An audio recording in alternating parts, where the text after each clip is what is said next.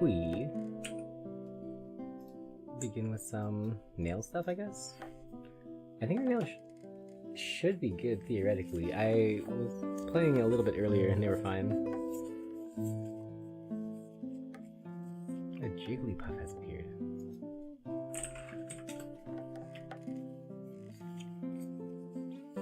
Is this anything? Oh, hey, we have the Pokestats and stuff back. That's nice. Cool. Oh, there's a miscatches mission. Back to normal spam. We like normal spam. Whoa! Welcome in. Hey Michael, welcome. How's it going? Long time no see. How you guys doing? The raid timing, we just started. Feeling any ready today? Not really, but that's alright. Okay, let's see. Is there anything I can play? Just raw dogging it on not having touched my guitar? We'll see. So, 你吃了吗？欢迎回来。 Michael says hello, welcome in. Let's see, can we play something for the Raiders?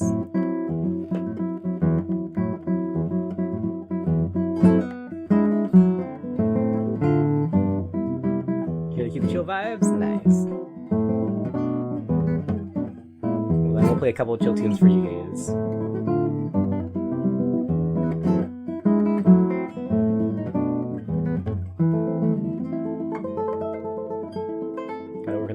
Sounds good. Well, feel free to do whatever you gotta do post-stream.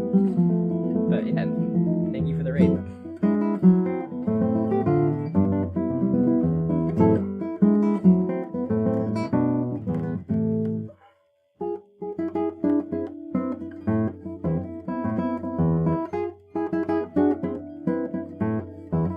Thanks, Godred.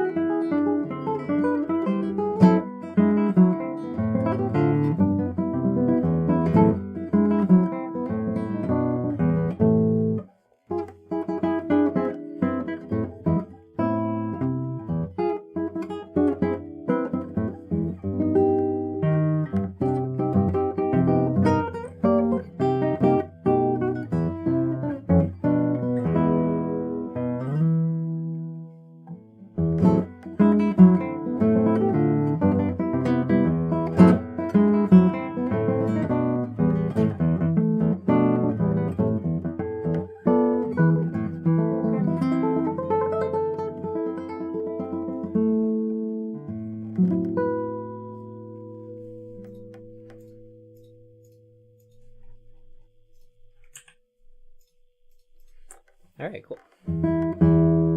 You're pricing only, all cool it is. Don't know if you take a request of a song list. Yeah, it's basically just pricing only. I mean, I'll play a couple songs for you guys that are chill and that can be done without warming up, but we will be practicing basically for the next 4 hours after that. Oh, microphones. This microphone, this microphone is an AT2020, and then I have two Rode somethings, M5 maybe, down below for the guitar stuff. So it's a 3 mic setup.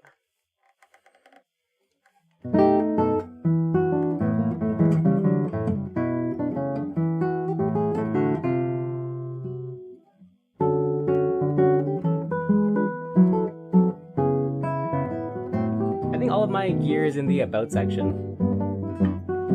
Some Coldplay, ayo.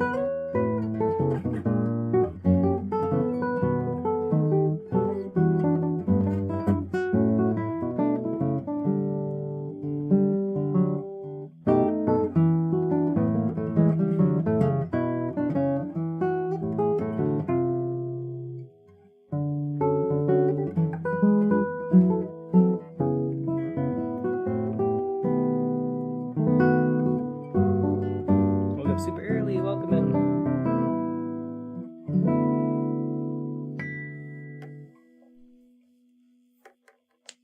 Alright, maybe we'll do 2 more chill pieces and then we'll start doing real practice. Practical application to plug in guitar with the pickup. Can't help but feel as if Tony Getz doesn't rival brilliance out of miking. The sound hold true, yeah. I think miking is always gonna sound nicer than a pickup. But pickup, yeah, it's convenient. Like, I have a little thing. I just keep it on my bridge for if I need to do pickups at a gig or something like that. Because, like, miking at a gig can sometimes be a nightmare. But pickup is just plug and play and it always works fine, basically. So I think it's fine for, like, adding a little bit of extra juice to your sound. Or for when you're at, like, a noisy place where it doesn't matter how you sound like. But I think, like, the sound quality of it's never going to be as nice as, like, actually just properly miking your instrument.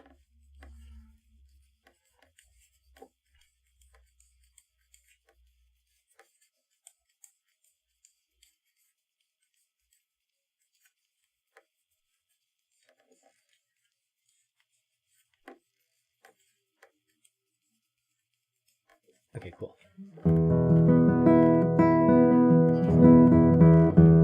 What should we play? Yeah, exactly. Hey D, how's it going? When it comes to electric guitar, normally it's to mic them up in the studio. Yeah, I can see that. Just like miking the amp, right?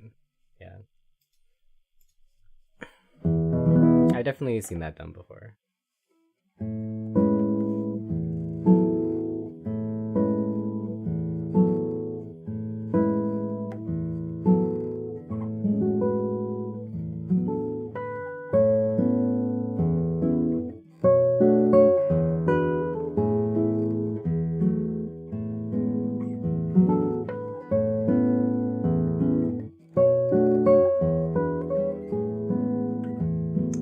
Friends cancel the meeting tomorrow. Oh?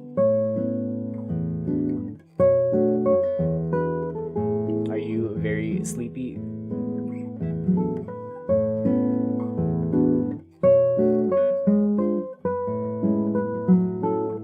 Hey Rednax, welcome in.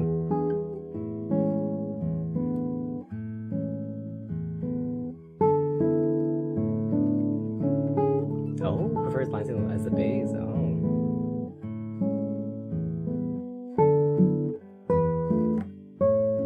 Have to take a bus. Oh, gotcha.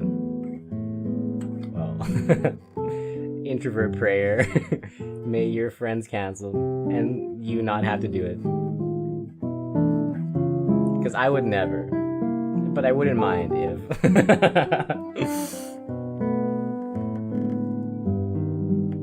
Dedicated rooms for each amp. Whoa, that's cool. Turn it up to get clean audio. That's sick.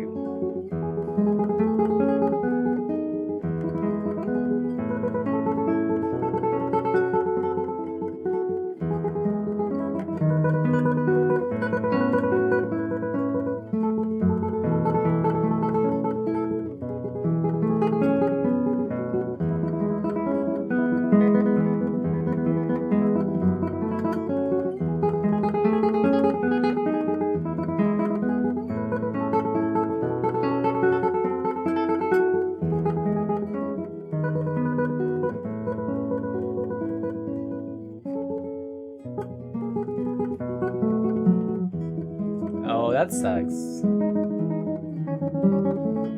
It's not about the money, it's about the joy, thief.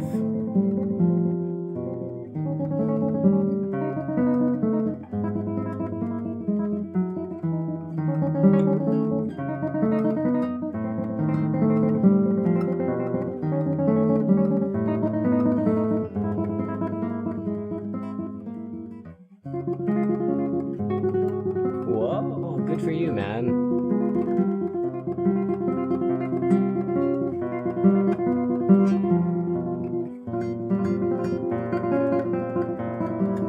Would you want to find a new studio to teach at, or will you be just going self-employed and poaching your own students back? But wink wink, we don't talk about that.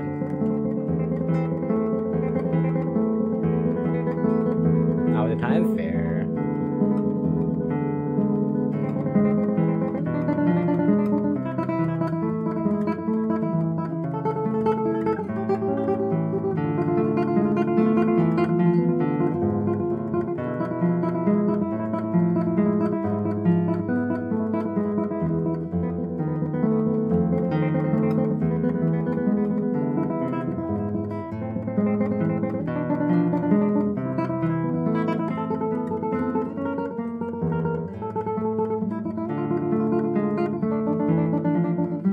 Better than slapping with a chair, give them the exact 2 weeks notice.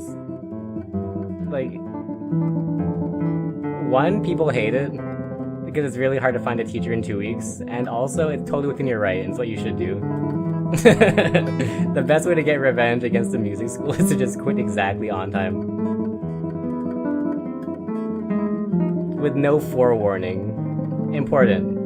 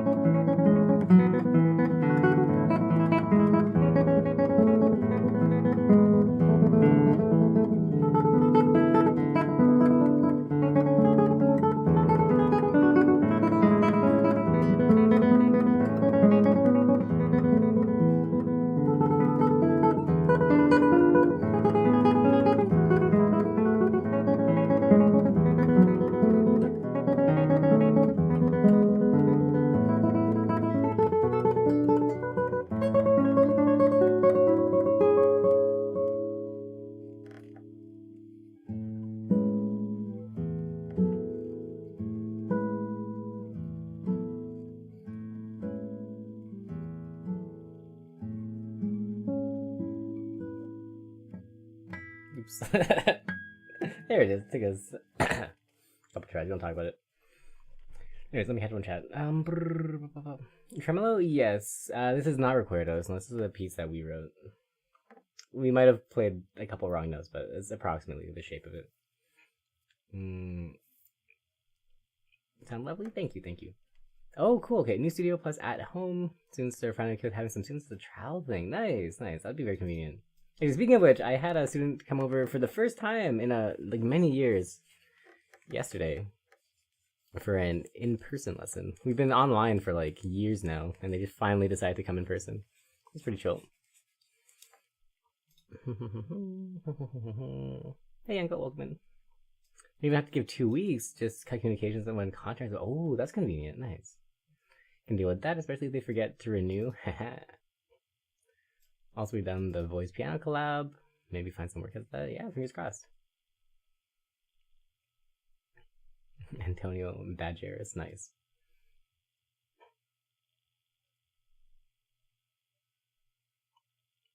Wait, what? A few months? What did I miss?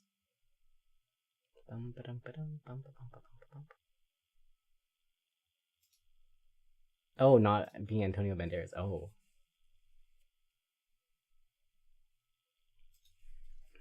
Lurkin played some Pokemon Black. Pokemon inspired you. Have fun. Did I just say in person? Yeah, a student came to my house. I don't mind when students come to my house. It's fine. They are free to do so. Mr. Usual BS. It isn't a Yamaha FG. It's an FG something. I don't know what it is. FG, yeah, 700 MS. In fact, yeah. Wow. Good eyes. That was my very first guitar. I don't play it anymore. It's just there, but it was my first guitar.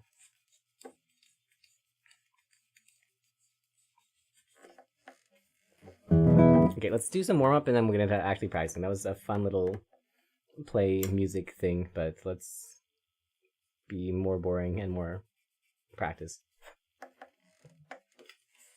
Playing Pikmin Bloom all day yesterday? Hell yeah, eventually. Found a bit cringe for your taste, but oh. Main guitar now, so please buy Great Sound and Dolphin Money. Yeah, it's good.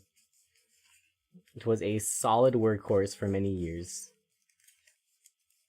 Because of rain, your high school class was canceled. Whoa. Cool.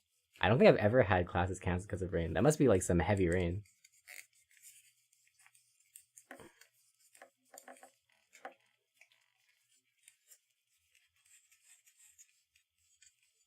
Current guitar, the main one? Yeah, this one is a Blackwell.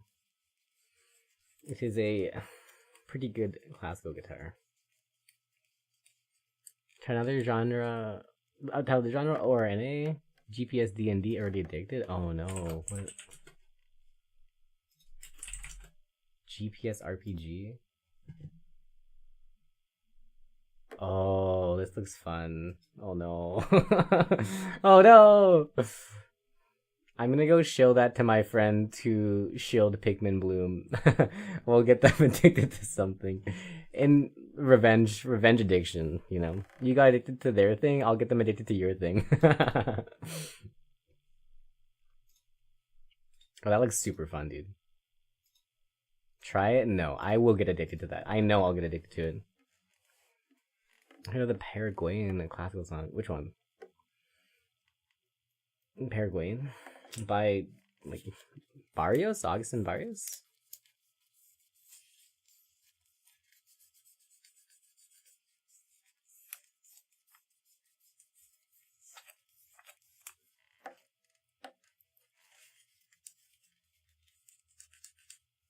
Down the Paraguay. Oh yeah, I've played that before. Yeah.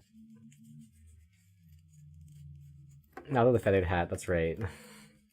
Shared bad news, have our good news. Couple students canceled today, able to move the rest of Sunday, have a day off on the weekend. Yo, nice. So 4.7 stars, just shadows all the titles. Pokemon Go, Pikmin, Jurassic World. Whoa. Maybe something with a sharp 4 scale. Love Lydian. If we do scale practice, we'll do a Lydian scale. I don't know if we'll do scale practice. I haven't decided yet.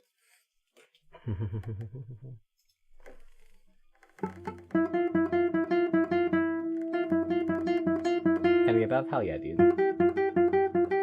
Phil didn't mail it to you? It's alright. You can keep it for when you want to play Barrios. Like Sabacus? I don't know who that is.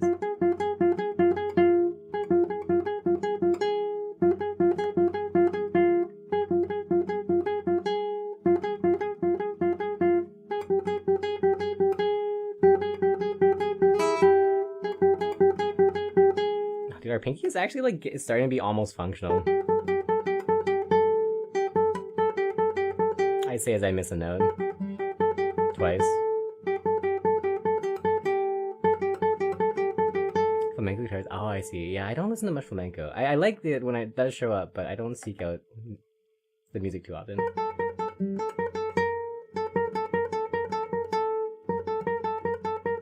If you have like a recommendation from them, I'll give it a listen later.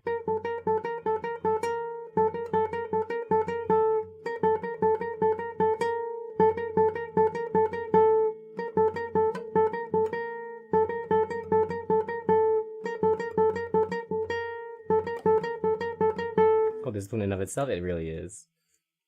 It's miserable, but like my dream one day is able to do 5-finger tremolo.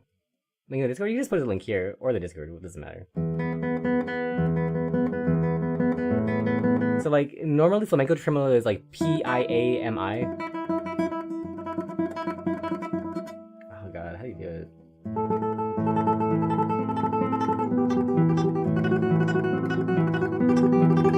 But I want to just do it like this P pinky AMI. It's so bad. Like, it's miserable, but like, one of these days, I just want to have like a completely monstrous pinky tremolo. It would be so cool.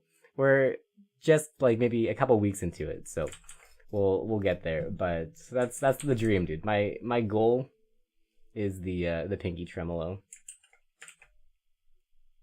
Cool, thanks for the link. I'll listen to that after stream today. Okay, maybe we should just do that for warm today. Let's just do some pinky tremolo. Very slowly on the metronome.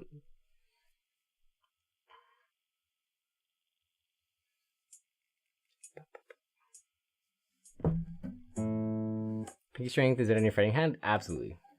Picking hand is worthless.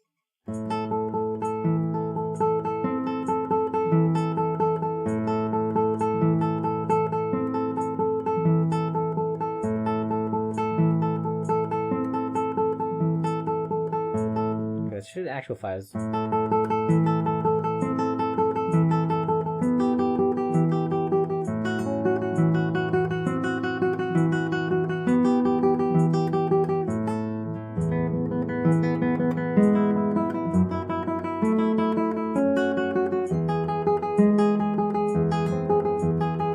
It's getting stuck.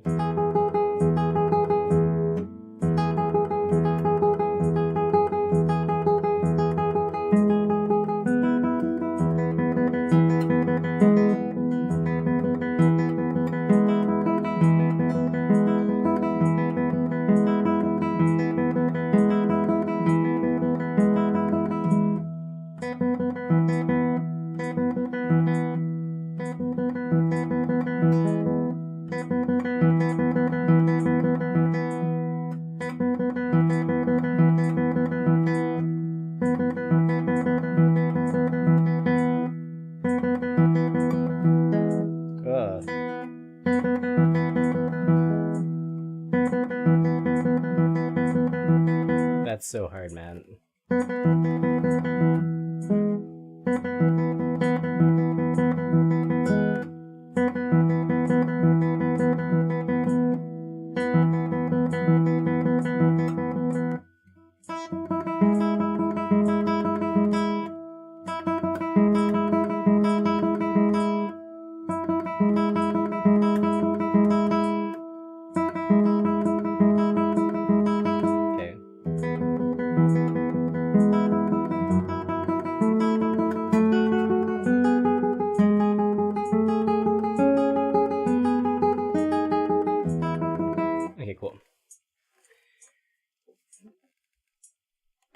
Have to listen for consistency? Yeah. So right now the consistency is fine for volume, but the tone consistency is really bad. My pinky is sounding like this. And the other fingers are sounding like this.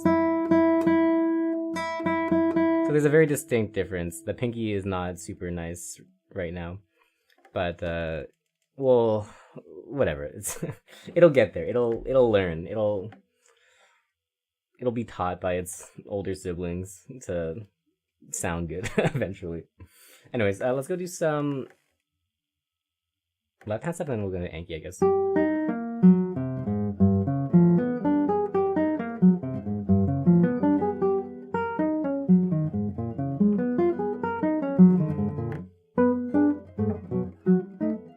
Actually, left hand pretty fine.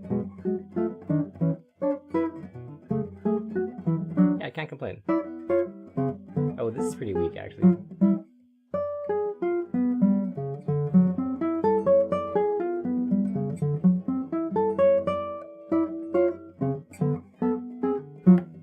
Always want to train classical guitar too? I mean, nothing's stopping you from doing both at once. I think chord stuff is useful, and I think you can also use classical stuff in supplement to it, you know? Nothing is stopping you.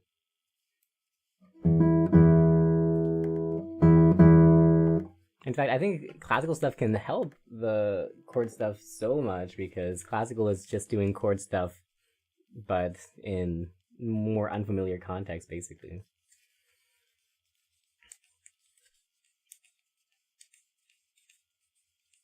It's like, for example, what we're about to play is just like 300 different chords back to back. So it's just a chord song, really.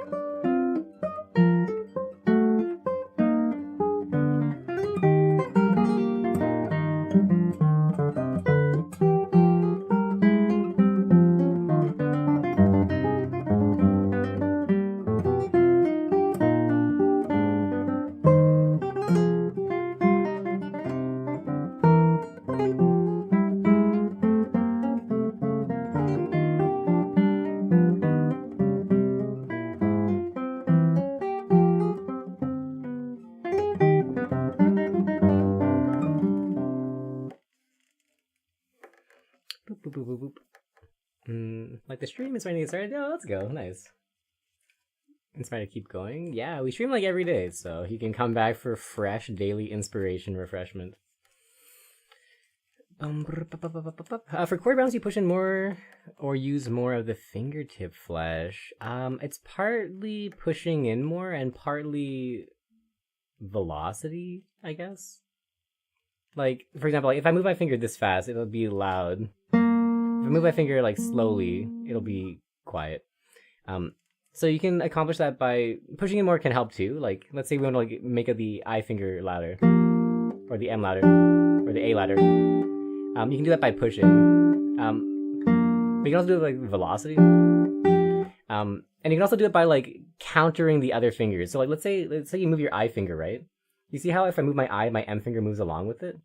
But if I move my M finger, like if I like finger like middle finger, and like have it go the other direction. So like I'm coming in with the I finger but flicking out with the M finger, it makes the M finger stay in the same spot, right? Ish.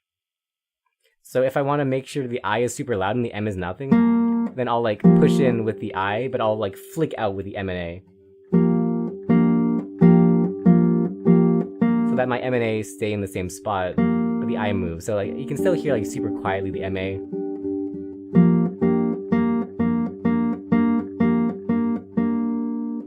And likewise, like if you want to make the M loud, let's say, then I'm like flicking out the A. So my A is going this way, my M is going down, and as a result, the A moves like almost nothing.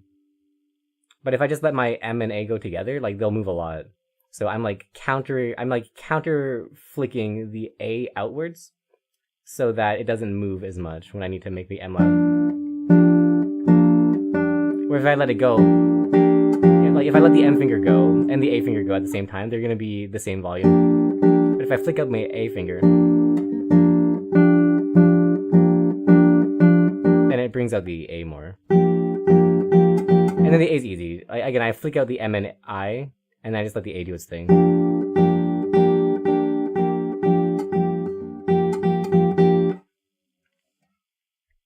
And then the P is just whatever. Don't even... Like, you can make the P loud very easily.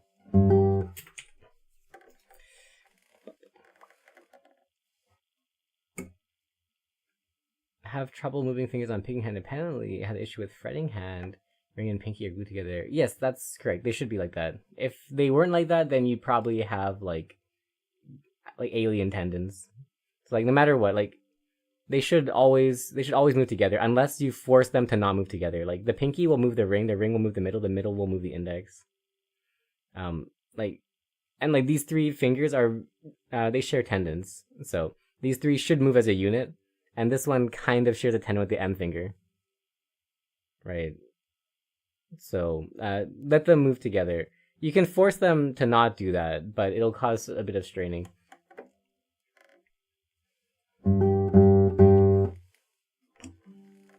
So especially for the picking hand, only on one hand versus the other, that's probably a training thing. Like if you're not strong enough to control the fingers separately, like my left hand is really strong, and I can like independently control like most finger movements. Like whatever, like anything like between the fingers should be pretty controllable. But like there will still be sympathetic stuff, right? Like if I need to stretch out my pinky as far as possible, these will stretch it as far as possible. There's no way to avoid that, unless you like force it down for no reason, right? Like if this max stretches, this will max stretch unless I force it down, which causes tendon strain. I don't know if I could do that on this hand. Like I don't know if I could like. Could I force that down? Maybe. Yeah, I guess so. But like, it's not comfortable. Okay, right. Yeah. So I think like your picking hand should always be stronger than your than your plucking hand. Sorry, your fretting hand should always be stronger than your picking hand.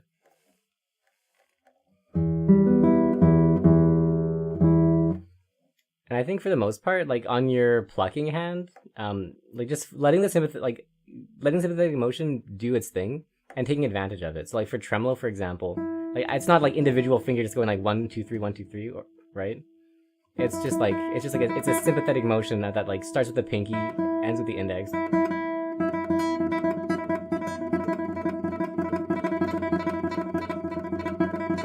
Right? You can see it's very wave-like because I'm just letting the sympathetic motion do its thing.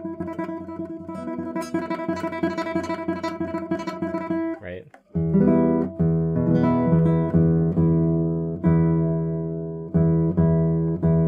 Put toothpaste on the crepe.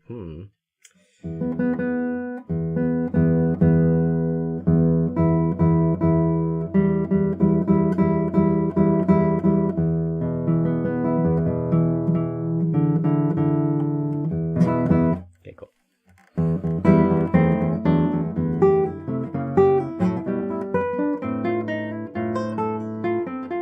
Keeps bananas cool.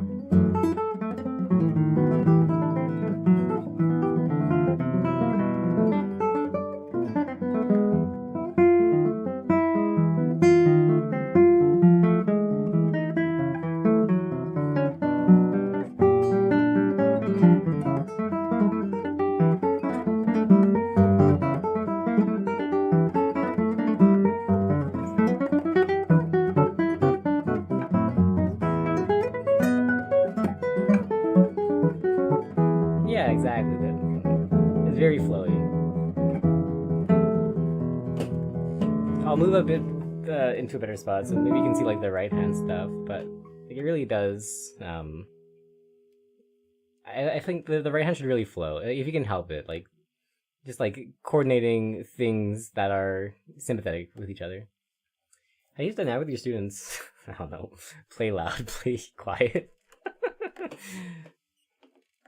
push in more, like push in less, full range of motion, small range of motion.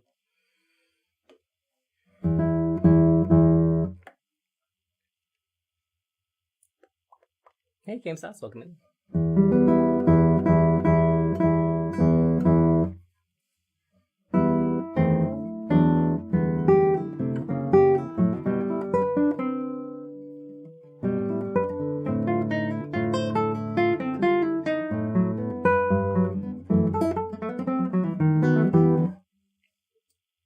Repertoire requires you to learn slowly at first, and nearly impossible to develop a flow for how slow you start. Oh. In that case, you can kind of take things in isolation almost. Like, I do this a lot when I'm practicing. Actually, I'll show you right now. So let's say like this section, right?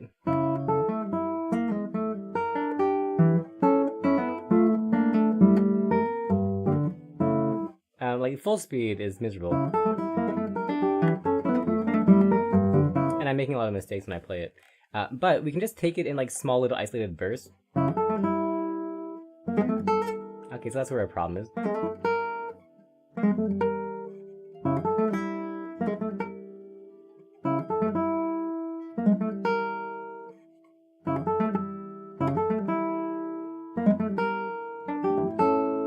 Okay.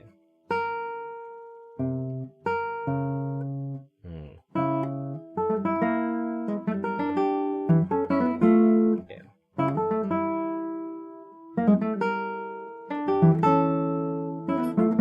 That was weird.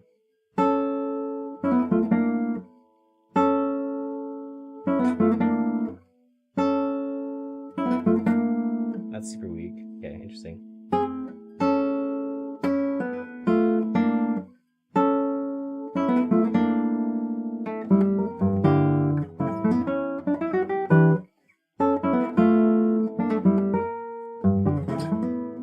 Interesting.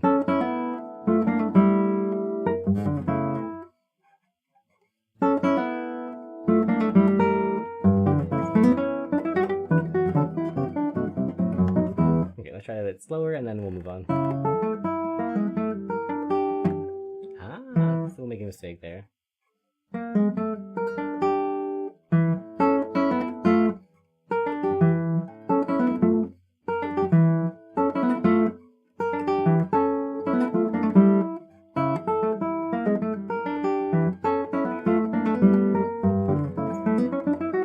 Okay, cool. We'll come back to that later. Oh, it begins. Approach learning just a bit at a time instead of all at once. I mean, you can interpret it that way. You can interpret it that way.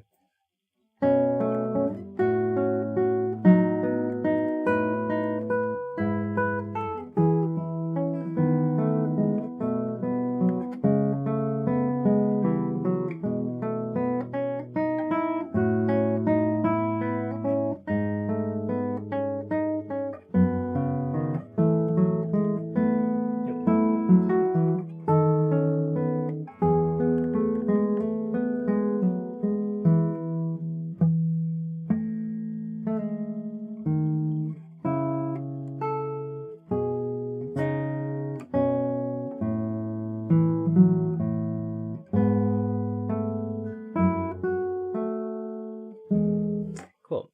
It was pretty good except for when we got to this bottom part here.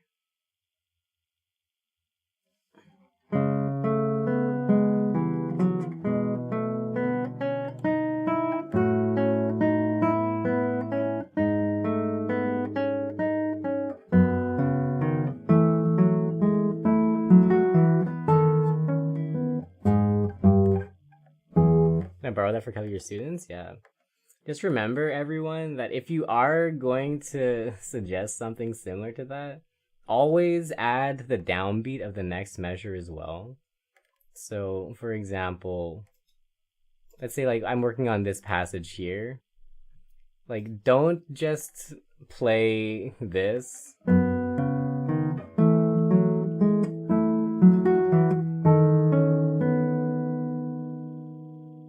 Like, that's really bad. Like, make sure you add the downbeat, right? Make sure you add this. So, like if you play within the lines only, you're gonna have a big problem. Always play like one note past the line at least. Otherwise, you are like dooming yourself for clumpy, really bad habits forming. Passacaglia, is that credit going to other artists or something else entirely? Yeah. So Passacaglia is just like a genre.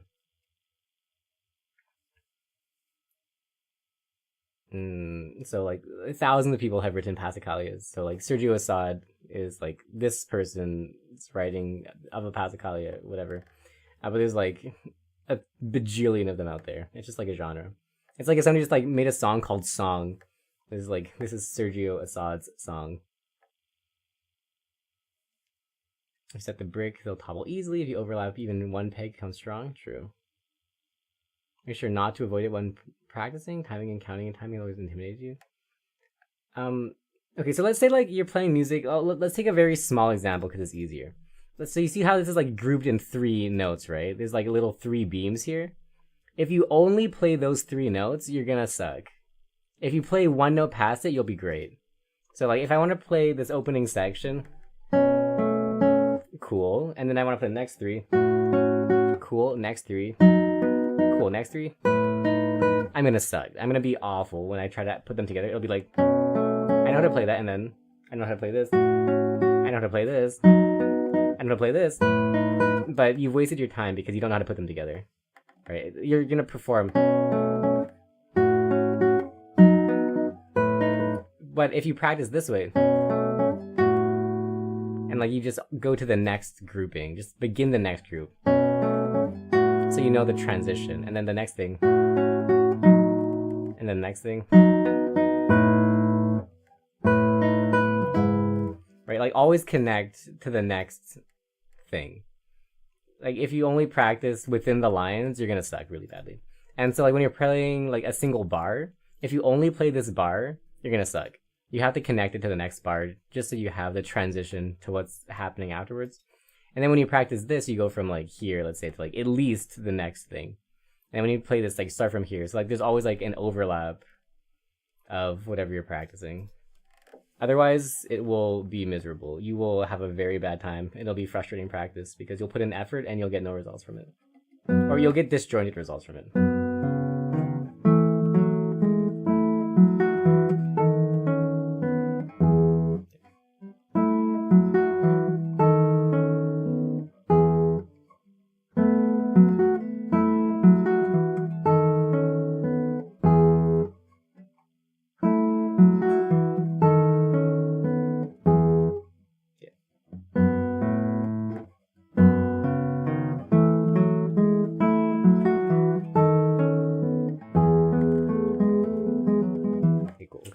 It's actually getting pretty good. Maybe this Passacaglia thing isn't so bad.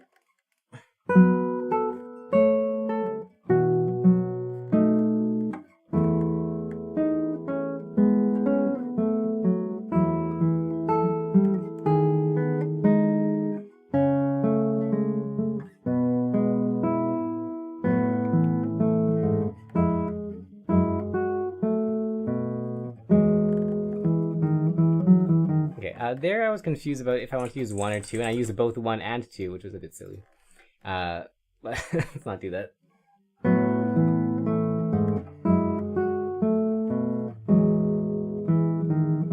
What kind of guitar playing parts do you do on your Yamaha? Especially classical? Still classical stuff. It was just classical on a steel string. Or like fingerstyle or anime or that kind of thing. Like Sanghajang stuff.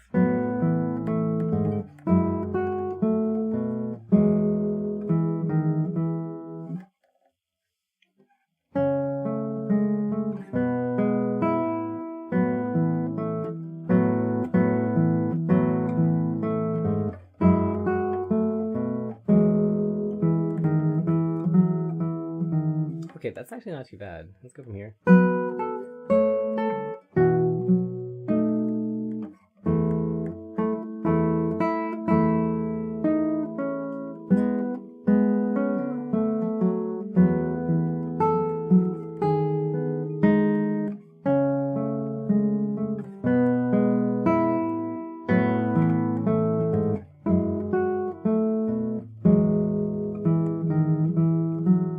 Thanks for the $20. Snacks for PoE2 launch weekend. Yeah, I'm probably not gonna play. In fact, I just got like really good inspiration for writing, so we will probably get back into writing. We're gonna finish editing the novel that I actually finished, and then we're gonna start. Well, I guess we'll just finish the other novels that are like 90% done, but I've been too lazy to finish. So this weekend will be writing weekend. I'm sorry, but I'll take that as writing weekend snacks, not PoE snacks. How many teachers have discouraged you from trying to learn classical on a steel string? Dreadnought. Oh, interesting. Turtwig? Hell yeah. Yeah, I think it's fine. I think it's hard. Learning classical on a steel string is like not comfortable, but it's okay. Like, if you want to learn classical, it doesn't really matter. I could play all of my songs on a steel string if I wanted to. I'm noticing the connection is sometimes a little off. Oh, cool. Yeah, well, hopefully it helps. Use Wink when recommending Pokestar. True.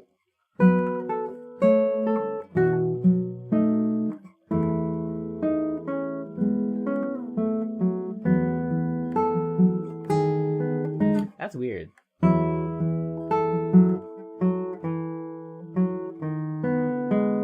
Let's hear that.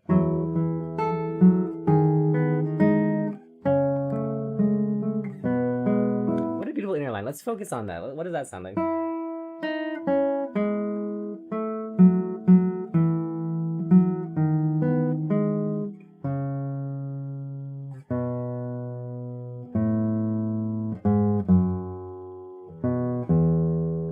It's a cute inner line. Let's work on it.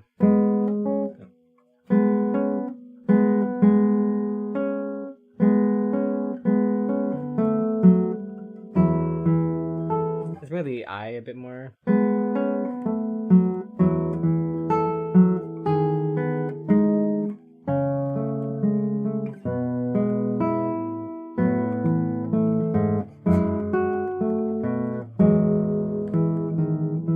Yeah, it's kind of crappy here.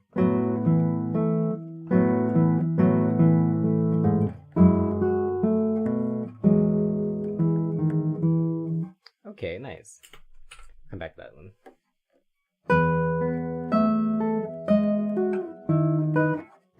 Ew.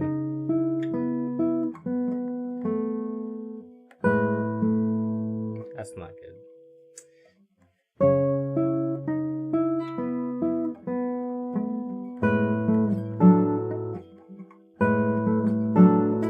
Ah.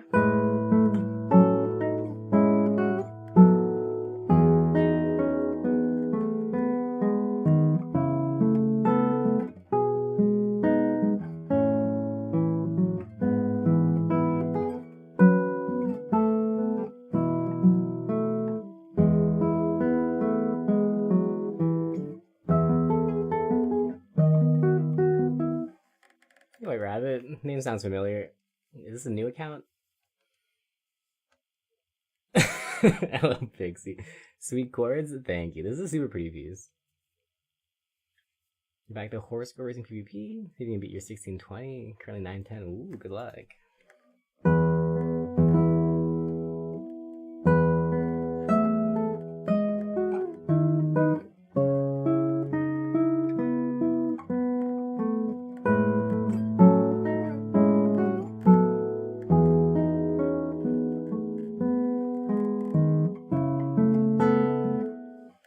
Not sure if you felt this way before, but fingerstyle pieces always resonate with you. I feel like it's open guitar to its full melodic harmonic capacities. Like you can compose and play a full sounding cover the same way a piano does. Yeah, I think so too. I think I never really liked playing electric because it seemed like you were just playing component parts. You're either playing like lead, which is whatever, like single line stuff, which I thought is kind of boring. Or you're playing like the harmony, which is just chord stuff, which is kind of boring. But fingerstyle stuff, you get to play everything. You're like lead, harmony. You're doing like the whole band's work. And it's much more enjoyable. Because it sounds good by yourself compared to band stuff, which only sounds good with other people. Or with like a backing track or something. And I'd rather just sound good by myself. Okay, let's think of this in the line though.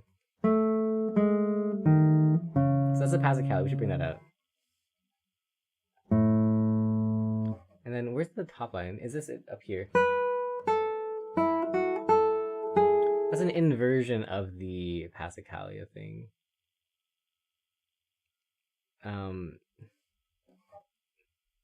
Okay, wait.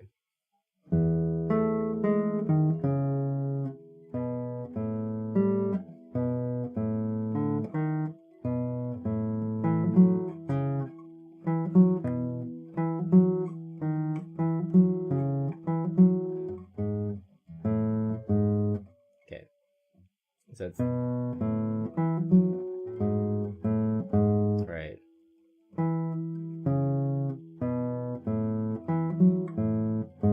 Is there that anywhere in this? No. Okay, cool. Let's go isolate this again. So this is the Passacaglia voice.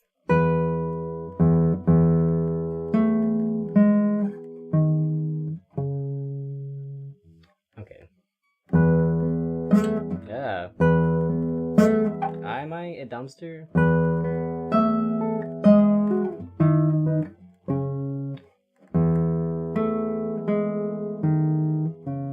Okay, we don't have to peek trying to do that.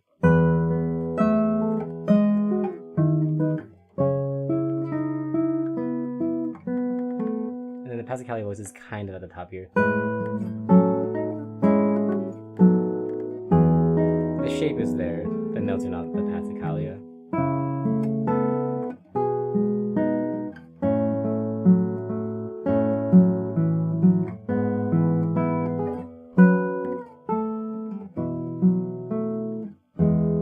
Is that Pascaglia's voice there? No. I just voice leading. No.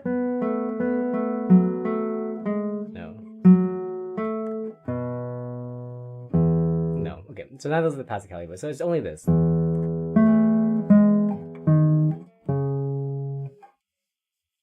Too much to do? True. But I'd rather have too much than like not enough.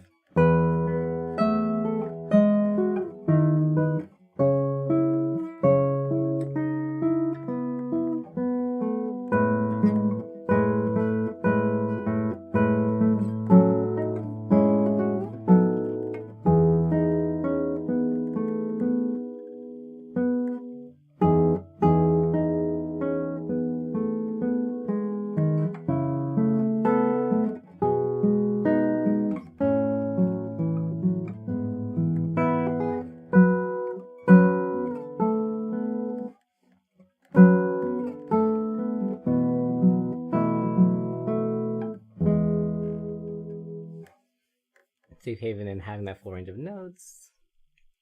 Any flourishes could squeeze in. True.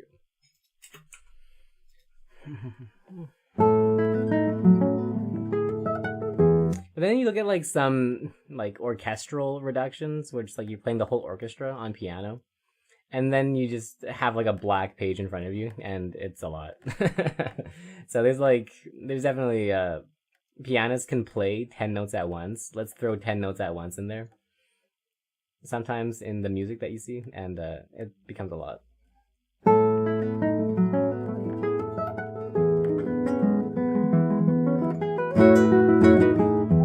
Or like on guitar, our fugues are mostly like maybe 2-part fugues or 3-part at most, but mostly 2 at most. And piano will often get like 4-voice fugues, which is a lot of notes at once. So sometimes you just get punished by capacity.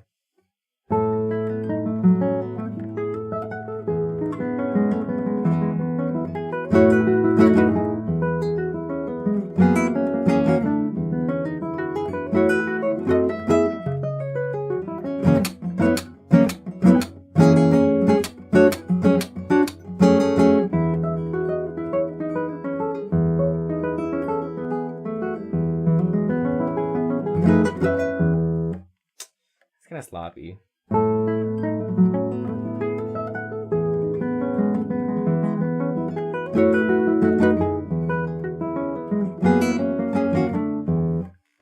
call it a fugue, not have voices would be difficult? Yikes.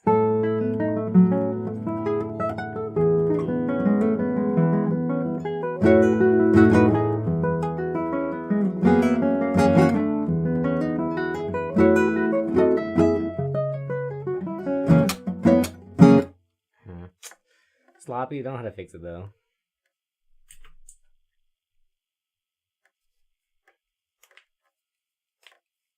Oh, pop classics?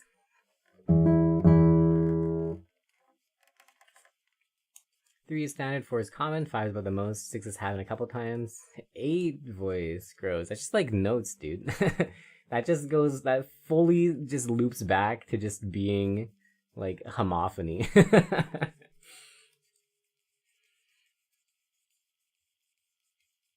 If it's a 2 voice, call it an invention or a fugato. Damn.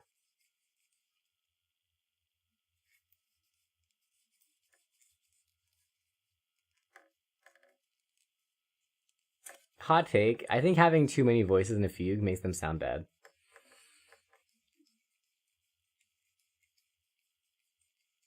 What's a voice mean? Let me go pull up an actual fugue and then we'll talk about it.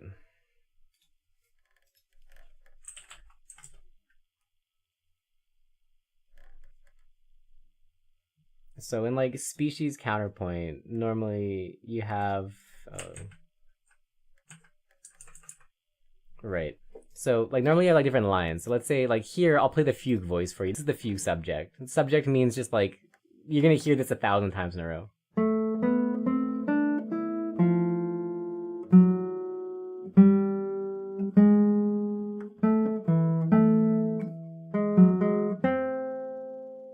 Okay, so that's like the fugue subject. And then in between that we have random crab.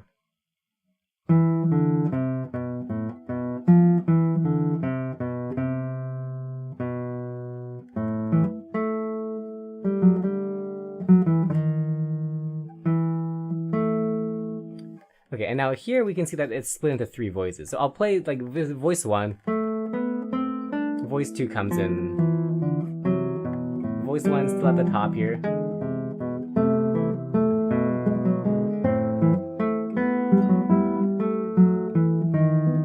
Voice 3 comes in.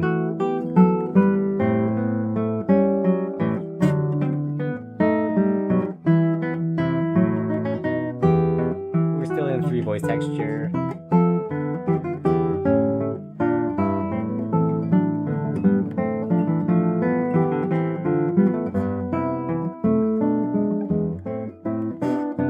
And we're still kind of in 3 voice texture, but it's gonna go down to 2 voices pretty soon. So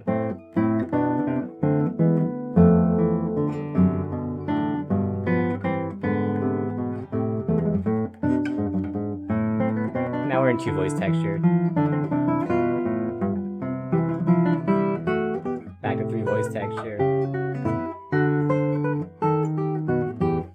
Voice is a series of notes that piece of piece. Well, kind of. A voice is just like, imagine you could split this into like multiple parts. So if we were to go, let's take it when it goes to 3 voice texture. So let's take it the bottom voice only.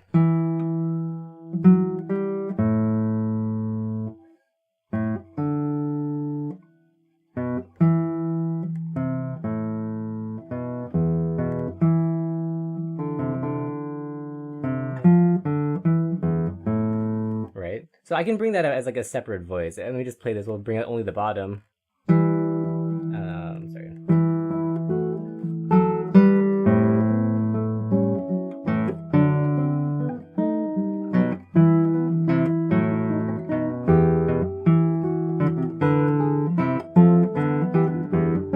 Right?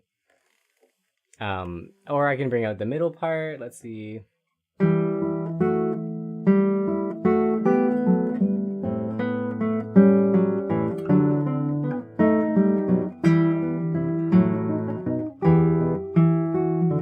Or I can bring out the top voice.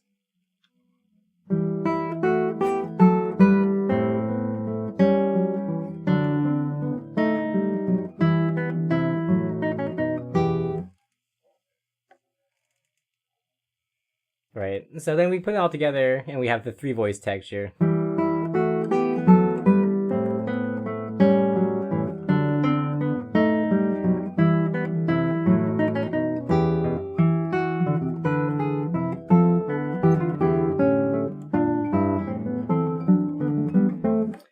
but like I could split them up in whatever way I wanted to because they're very distinctly different sections. You can actually see like how it's written, right?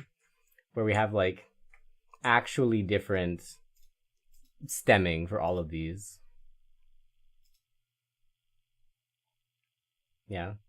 So you can see like this bottom voice here at the bottom. 1, 2, 3 of them. Right? And this middle voice.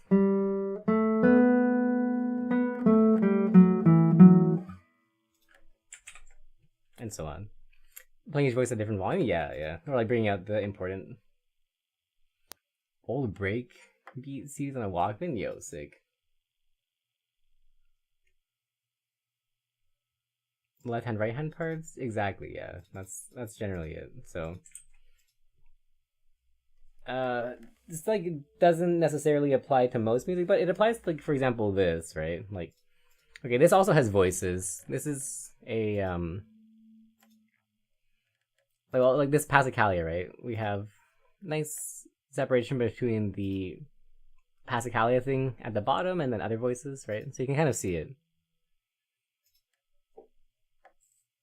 Yeah, no, it's like it's not as strictly delineated as SATB. Like the voice might end up in whatever register, but like if you were to split it out into, let's say, like 4 guitar parts or something, you could do a pretty good convincing thing. Everyone just has their own voice to play.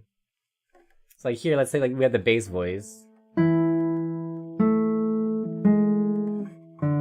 Oops. It's not necessarily in a bass register. And this, let's say the treble voice.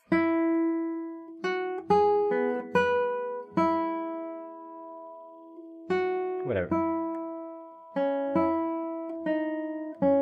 Something like that, right? You can put them together.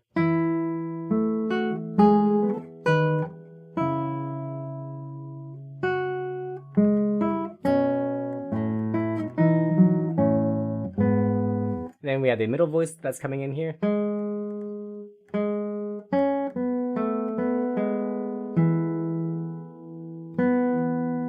So we can add that as well.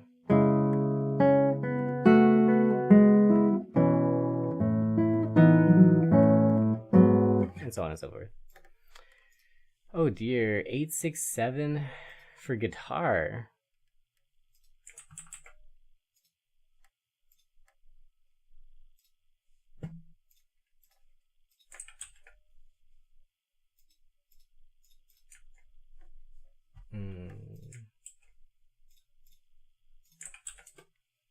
Choose melodic line as a separate voice like choir. They all come together to make counterpoint. True. B minor, not B flat. Bless.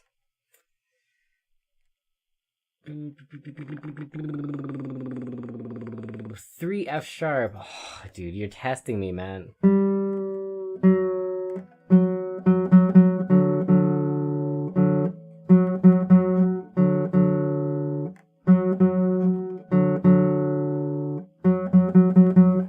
Oh man, I hate playing in F sharp. All right.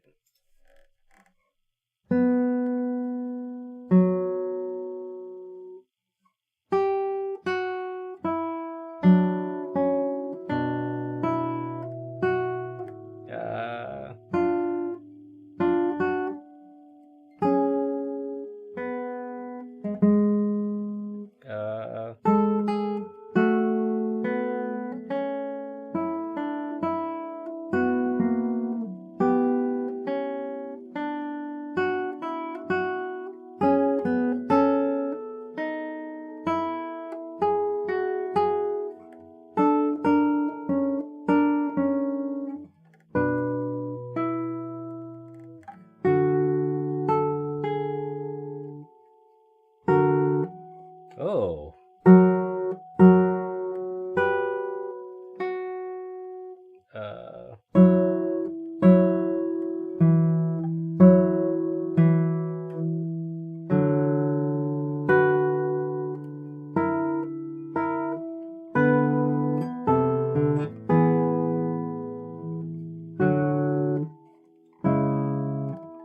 Oh my god, I hate F sharp tuning.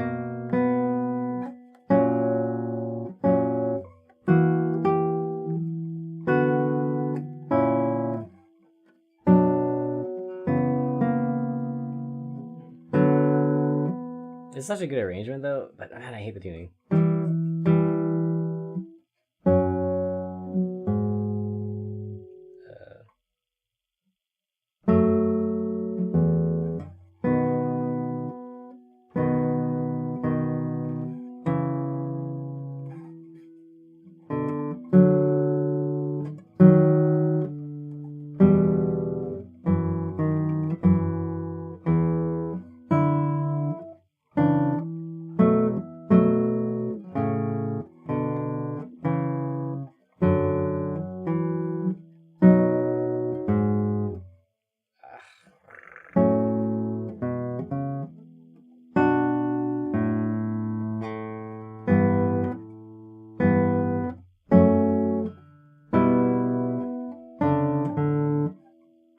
God damn it.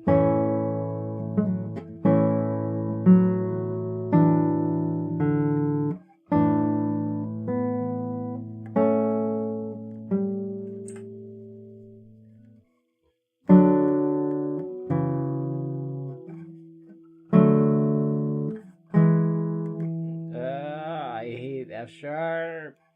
Is that right? Whoa.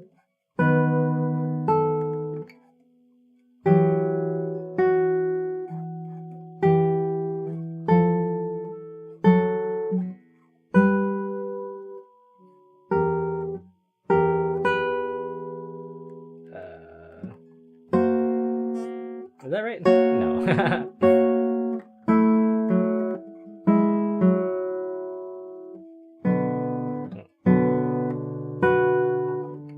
F sharp.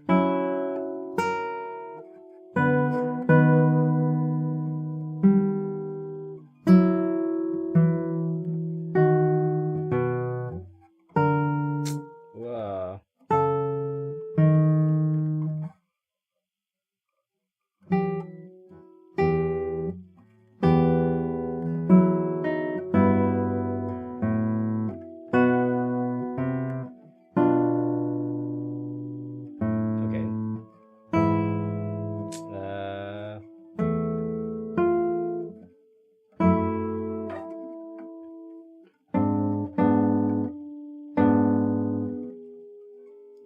F sharp, please. Is it this? Is it this? It's this.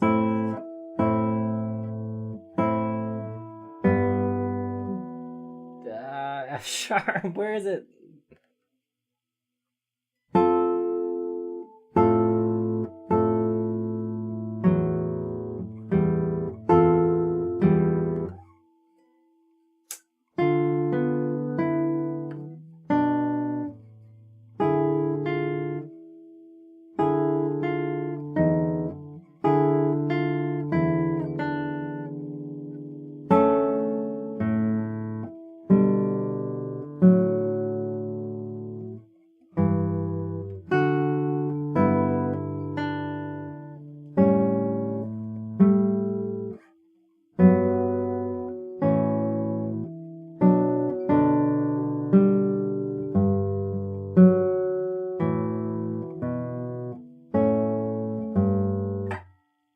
Goddamn F sharp.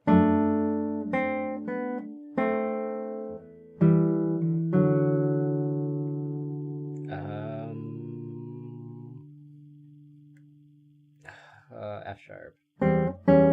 No, natural.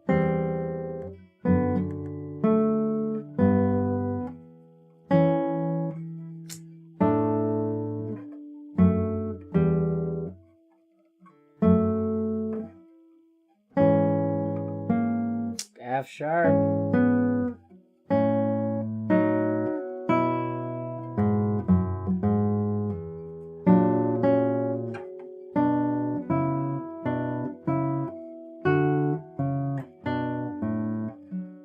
F sharp. No, where is it? Oh, it's not F sharp.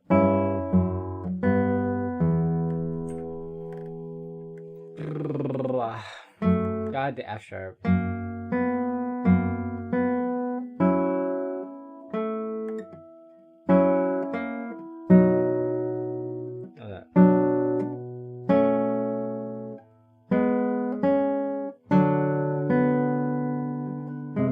F sharp, I swear to God, dude. Is that right? No, it's not right. Oh, that was right. No, was it right?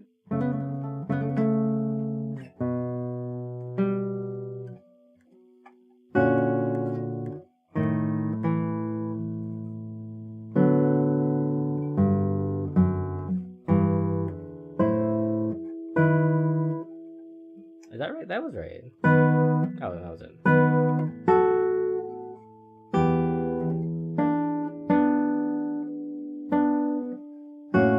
Oh, no, that's not right.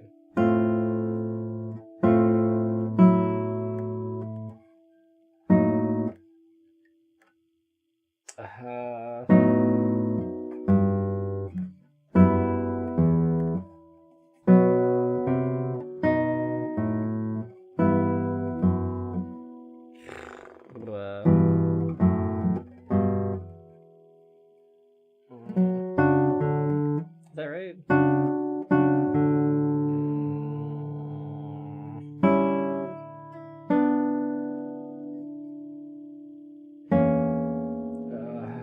Reading F sharp, please.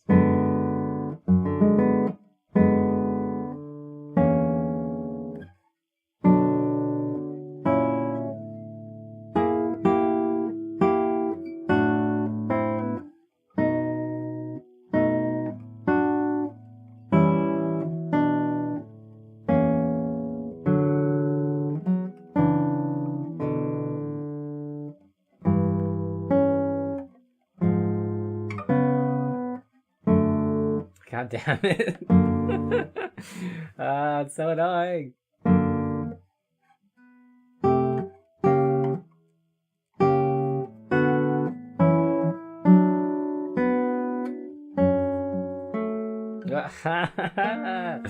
I love F sharp tuning.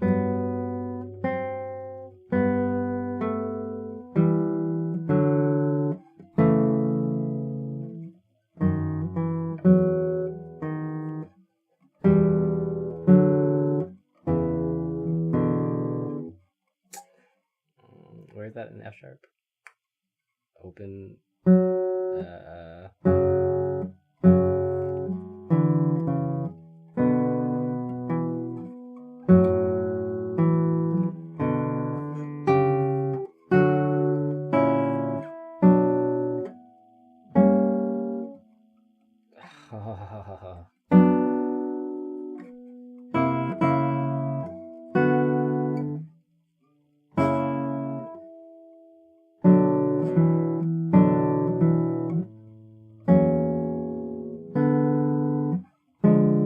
God. Oh wait, no, that was right. Was that right? No, it wasn't. No.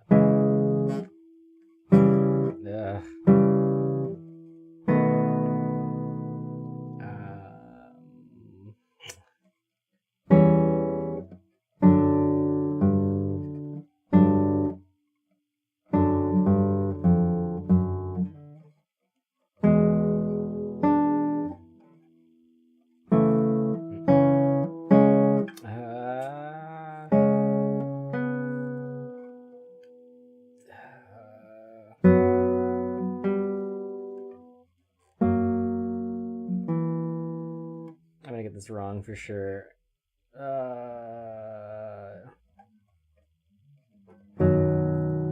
Okay. That sucked. Spectacular Strato section, all 5 voiceover other entrances, perfect. Well, you did not hear that from whenever I played. I promise you that. Bum, bum, bum, bum, bum. All the voices in measure, some notes are higher, some are low enough and apart, is that right? If far enough, like maybe octaves can have 30 more voices. Yeah, something like that, more or less, I guess. It's like more about if you can like trace like a logical, distinct melody between something, I think. Sometimes the voices will like leap pretty far. Let's get into this F sharp tuning. F sharp can rot in hell.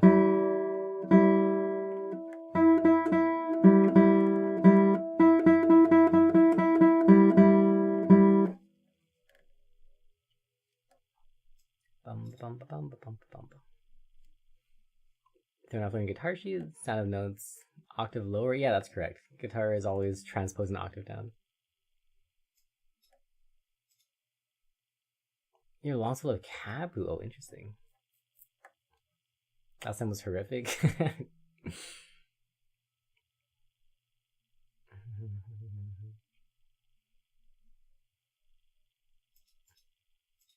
The 500k your recording is this. Okay, cool. That's not too bad. I like actually learning it as a recording is not bad because like you can just brute force memorize the F sharp stuff.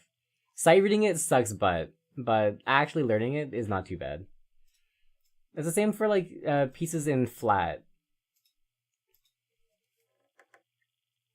Prelude plus fugue. No point in doing just one.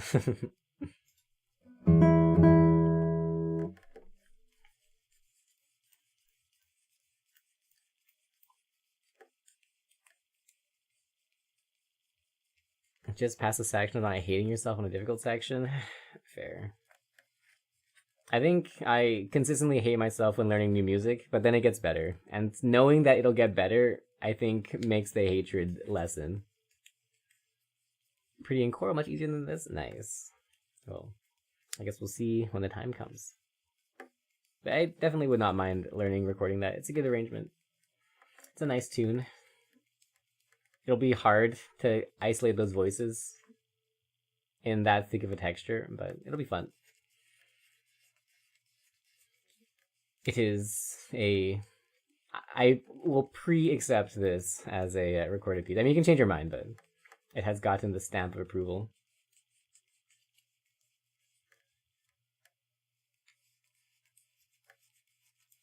Perfect fourth ascending 95% of the time. That's all you need to voice out. Fair. Well, we'll see when we actually learn it. Perfect fourth ascending, minor 9 ascending. That's the theme. Fair. But a half bad PSA to play in a conservatory? True. Like, it gets better. You're gonna hate your life, but it gets better.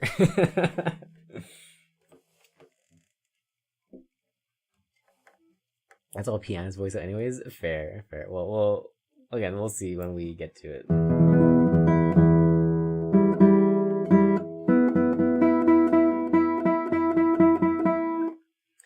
You desire to be in Berklee or Juilliard before? I don't think so. I think like for at least for classical stuff, you normally go for the instructors, and I'm not super sold on like wanting to study under the instructors at Berklee or Juilliard. I'm sure they're fine, but I don't have any desire to study under them. People have, and they've done good things. I don't think I would be one of those people. I think it's not the right flavor of instructor for me.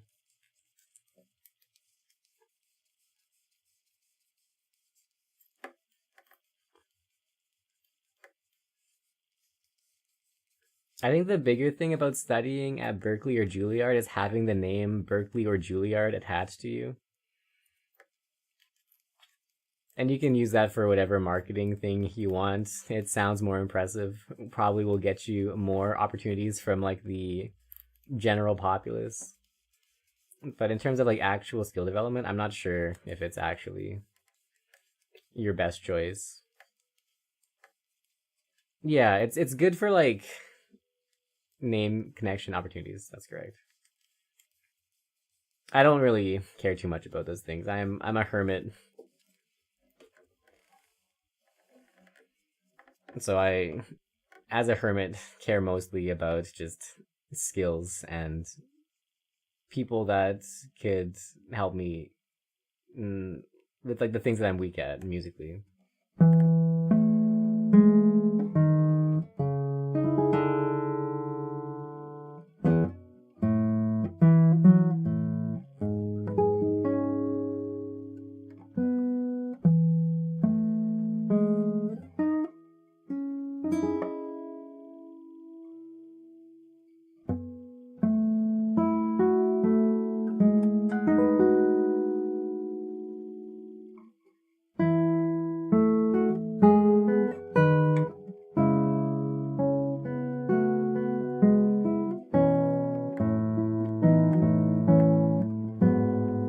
Still graduated from Harvard, yeah.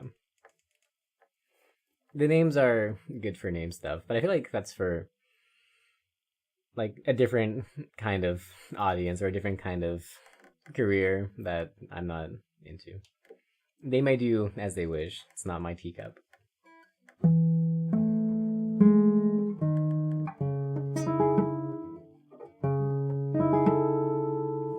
On the other hand, like for guitar stuff, there are schools that are big name that are also big teacher that I would care about. Like I think studying at uh, Peabody would be pretty nice. Studying at Curtis would be pretty nice. Like those aren't as big name as like Harvard, Juilliard, whatever. But like at least there's good teachers there. Not that Harvard, Juilliard, whatever don't have good teachers, but like they're just not teachers that I want to study with.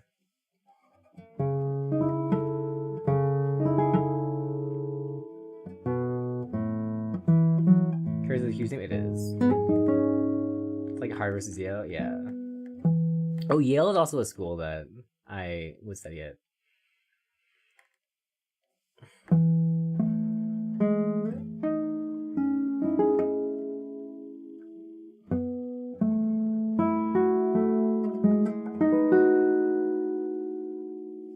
Do people actually like do like common non-musicians actually know Curtis, or is Curtis just like music people know it? Because I know like everybody knows Juilliard, but like does everybody know Curtis as well?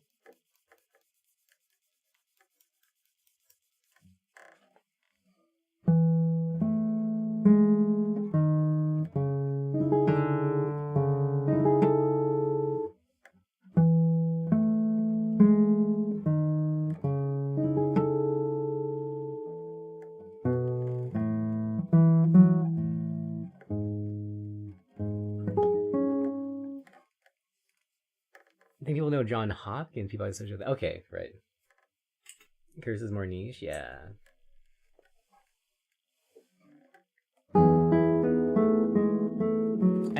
I'm like more impressed if somebody studied at Curtis. Curtis is like it's like really hard to get into, I feel like. You have heard of Curtis, just not in terms of music opportunity. Okay, cool.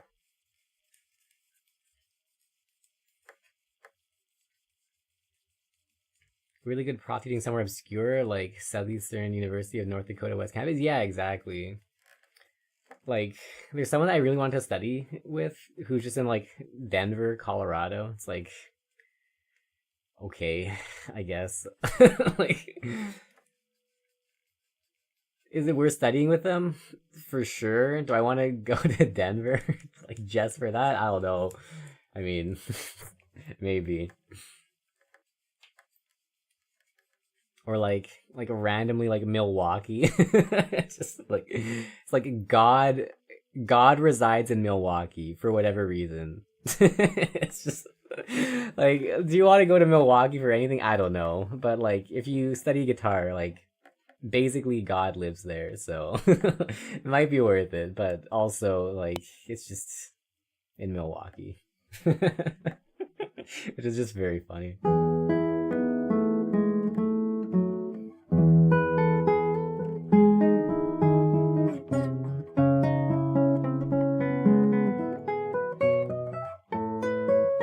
Oh.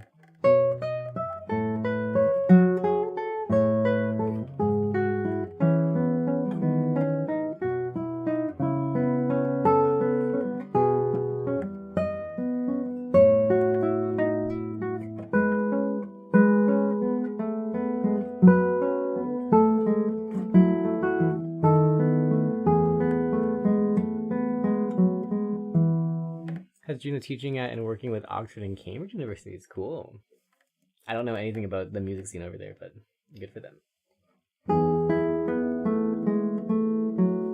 No, it really does have a weirdly really good piano faculty, head with people who used to teach at Guildhall and Roller Academy and Juilliard. Yeah, exactly. It's like it's just random. Or like my old prof, who I esteem very highly, just got invited to work in Georgia. This Athens, Georgia.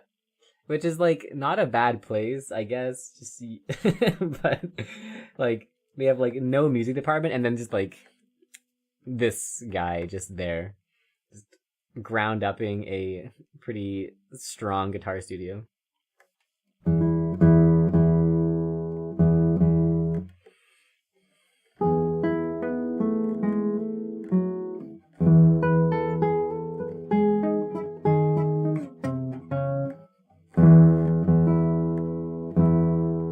UGA, that's right.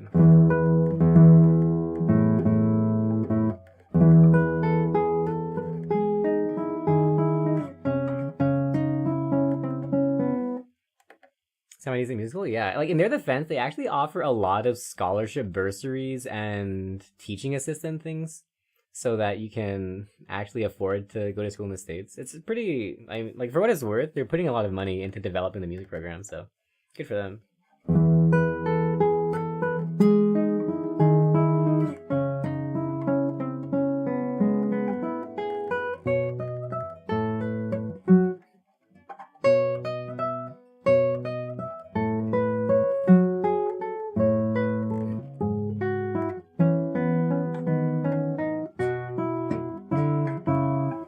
Good music education options that cater to disabled or hand musicians looking to refine skills. Cool. Current UBC project with teacher. Oh, interesting.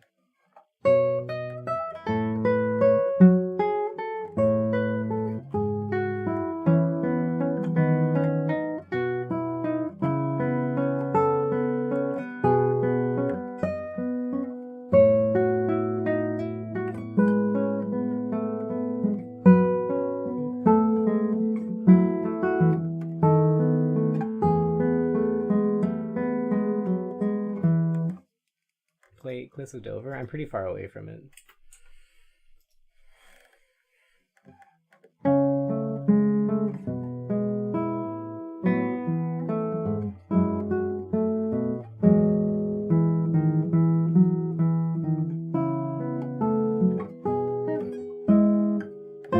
Damn it.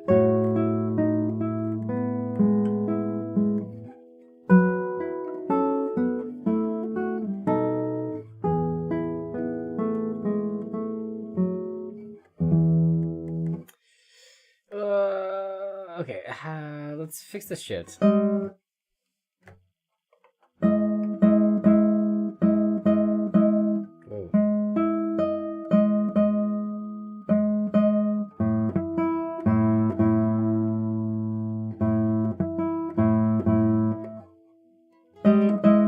Gross.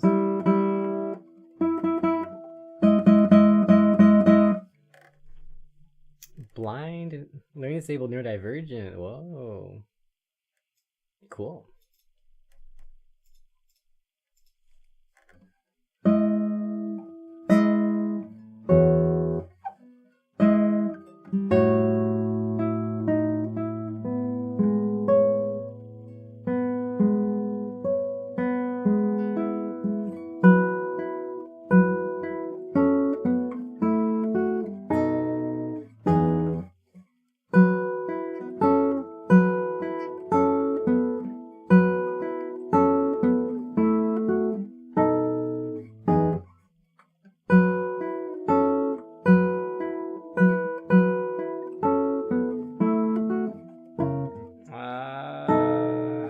Okay, again.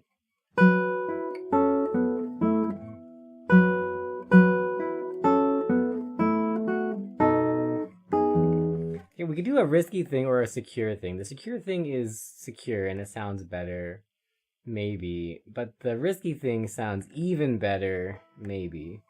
But it's risky. Let's take the secure thing. Let's not be stupid. Like, a 5% better sound is not worth like 90% more mistake chance. Okay.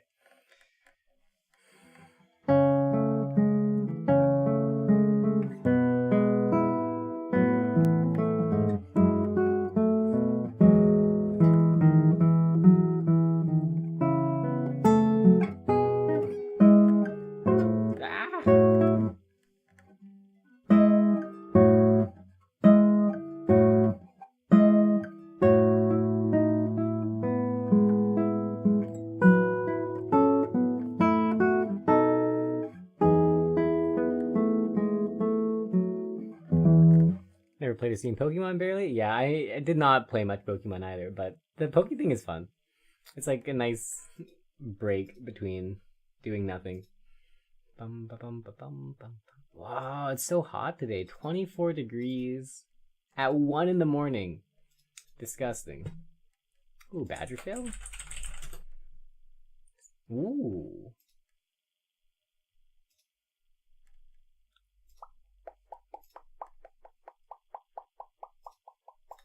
Melting is hot, yeah. What's the weather like? Oh my god. 29 degrees, 28 degrees, 28 degrees. Oh god, it's all sun, no clouds, no rain for the whole week. All high 20s. Sucks.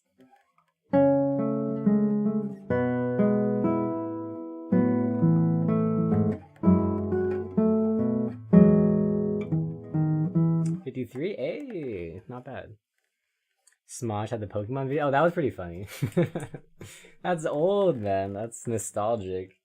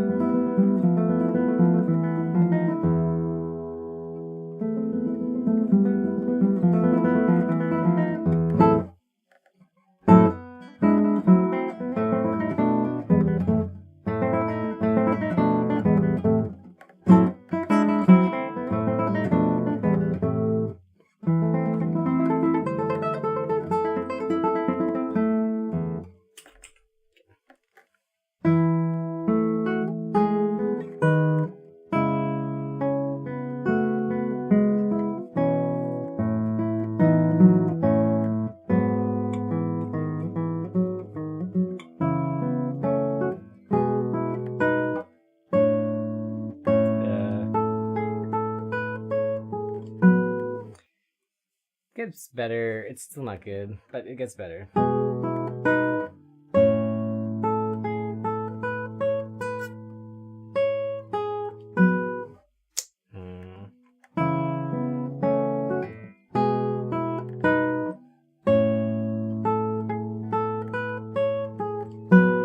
Okay, cool.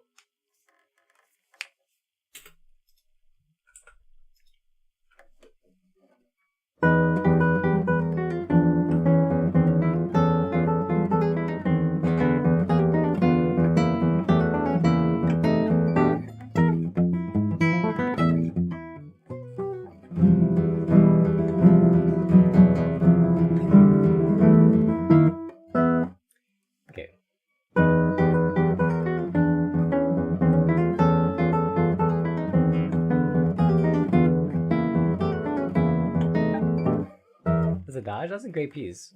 Very fun.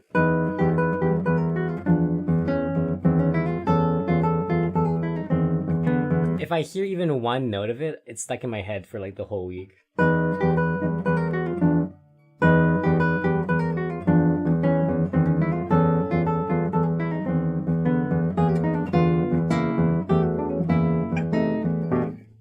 Doing not enough slacking? Nice. Ooh, good for you.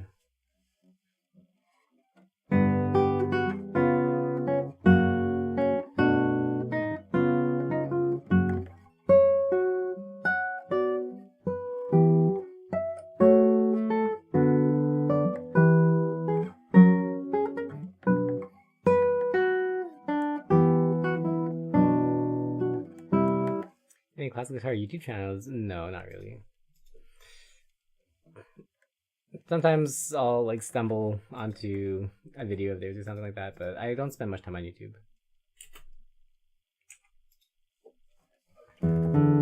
I know who they all are, but I don't spend much time watching. Michael Rosick, true. I still can't believe that you guys posted your duet thing, right? And then that video like showed up in my class. Like I was taking a lecture at university and the recommended video was Matthew. That was actually like the wildest thing. It's so bizarre.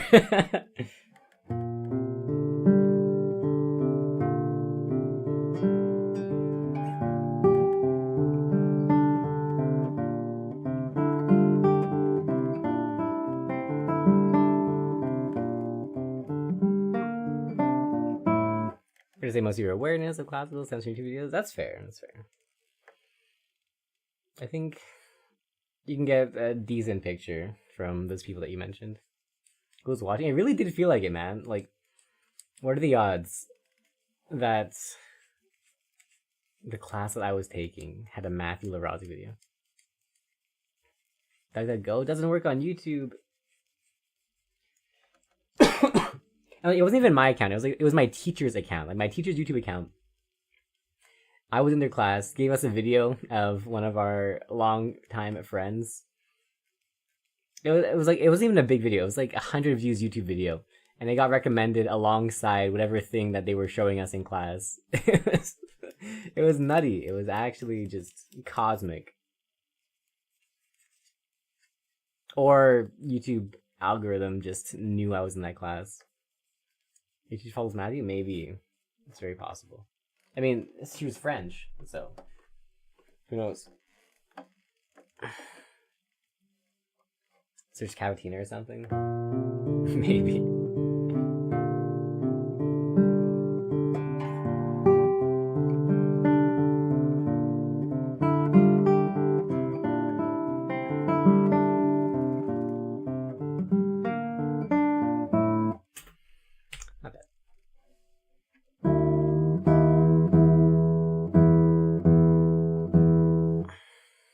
Chill sometimes.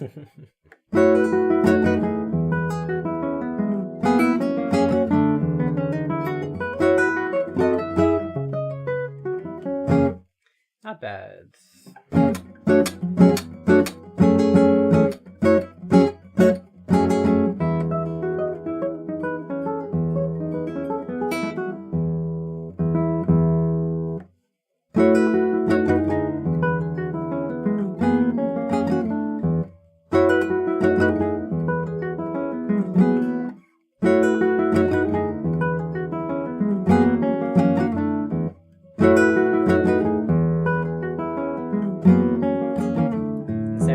Whoa, one better than yesterday. Good job. Improving. I expect to hear 18 out of 20 tomorrow. For the dramatic reading, I just read something out loud with epic music in the background.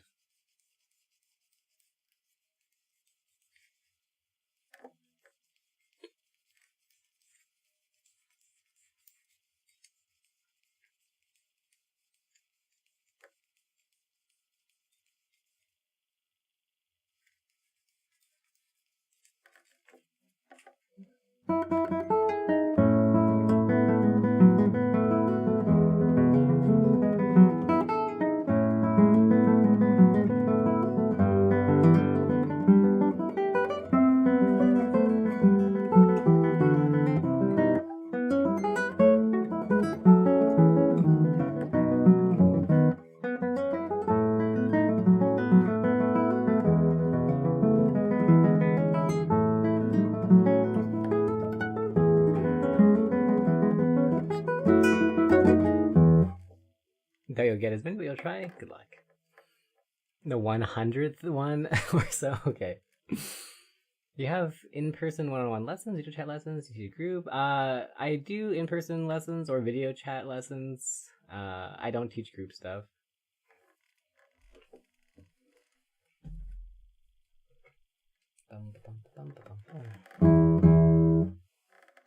If you want lessons, feel free to contact. I'm easy to reach. Lessons available. Wink, wink, nudge, nudge.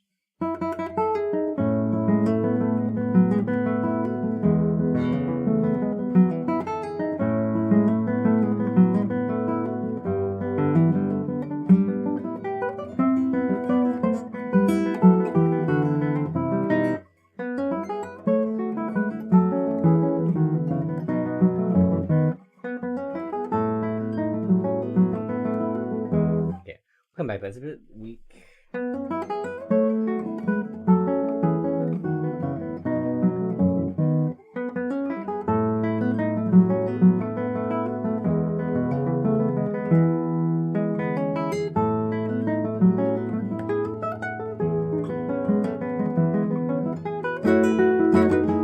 Okay, I'll come back to that one.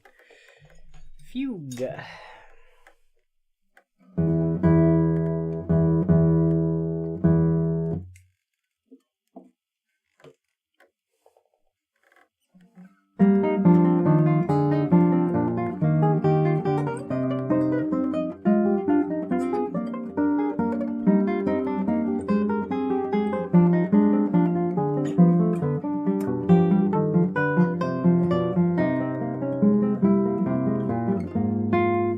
Yeah, it's a bit weak.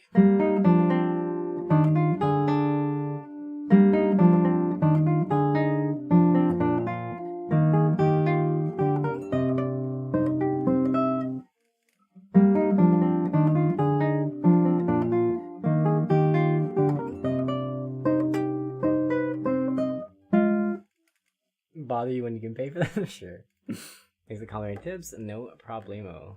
It is what we do.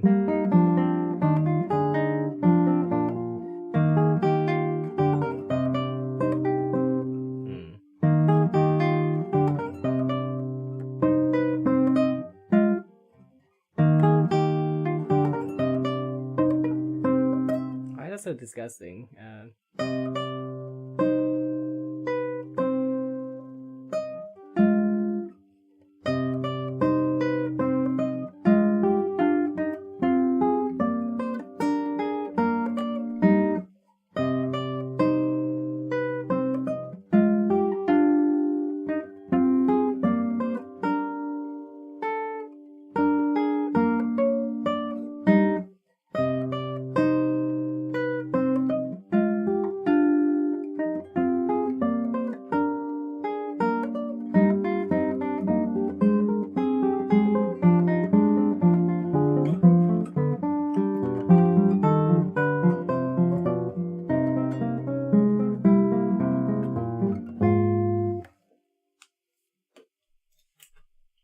Okay.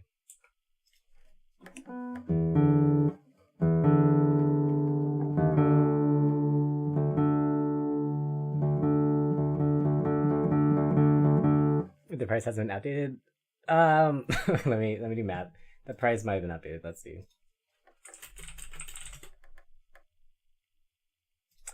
It's close enough.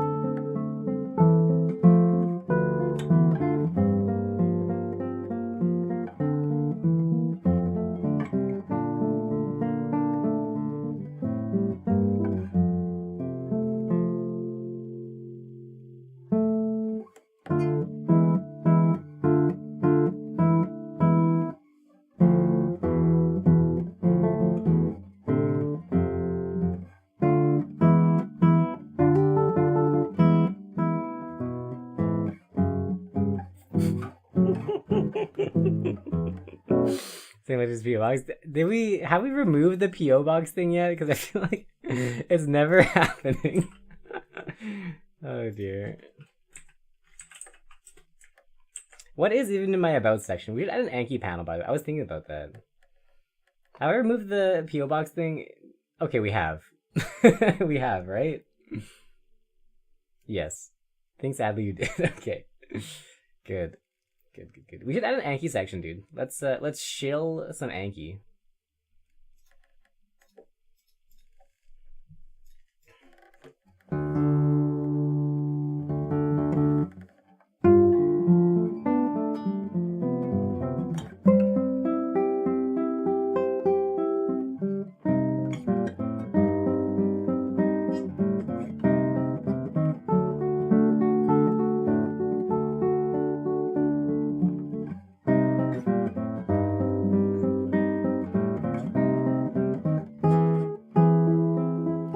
Montreal Pew Box coming soon. Then you moved to Vancouver. For a while, it was still there. Yeah, I do remember that.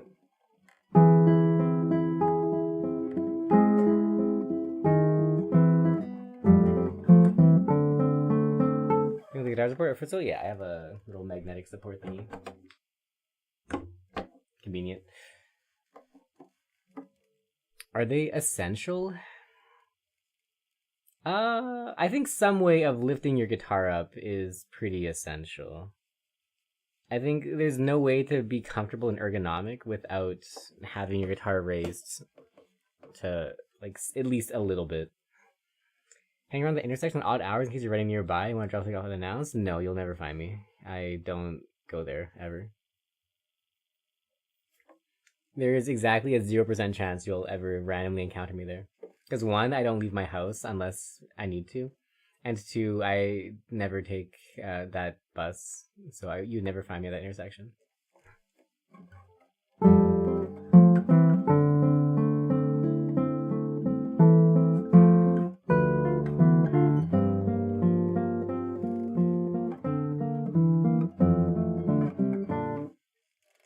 I thought you did running at the park nearby. I do at 11:30 p.m. approximately. You can find me there. If you ever need to drop something off, go by that park somewhere between 10:20 and between 11:20 and 11:50 p.m. You'll probably find me there. Otherwise, good luck. I have no other regular. You'll find me somewhere. Stoop wouldn't leave a stoop. That's me. I don't leave my stoop.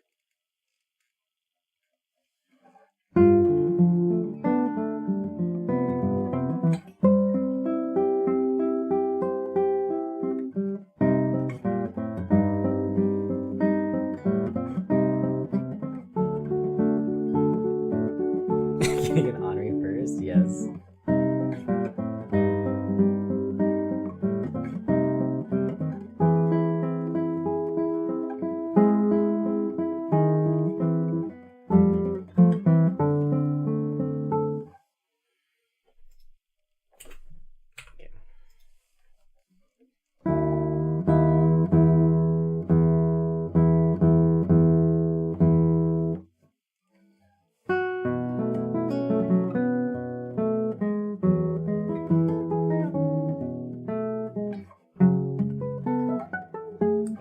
Don't do that. That was bad.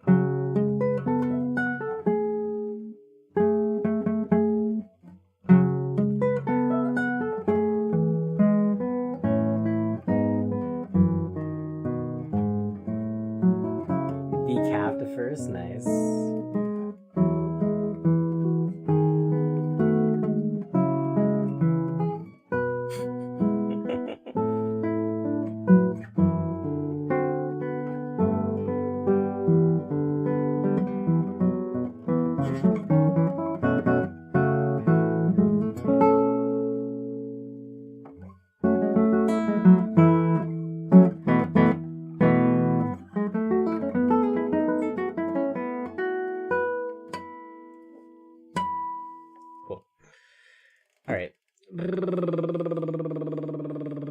Speaking of which, let's go check out this thing where we have voices on different strings. I'm losing track of them.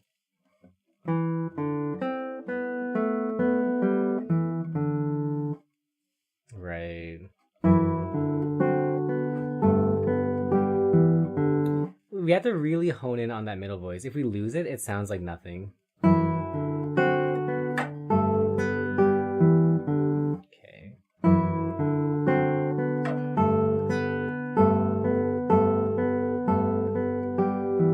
Should lift the 2 so that we hear this and not the. Having them bleed is making us lose clarity.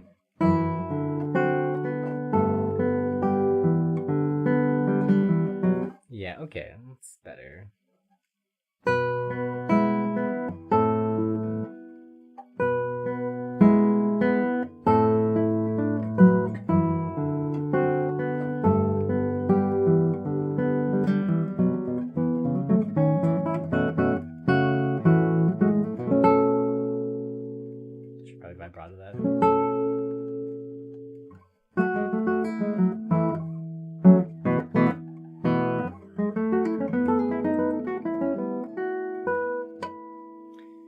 Clear harmonic on a nylon. I mean, same for any guitar.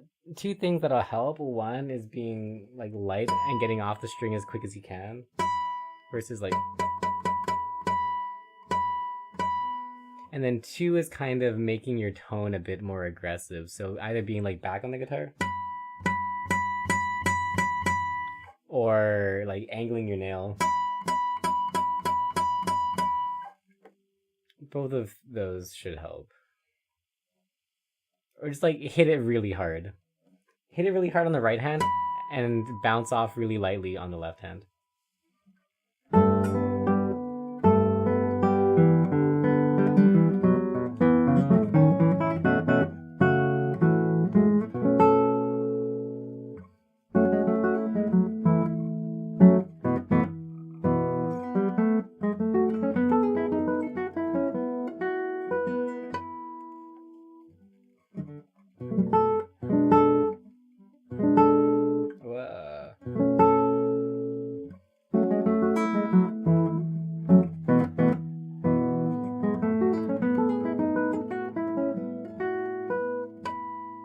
Artificial harmonics, yeah, all the time.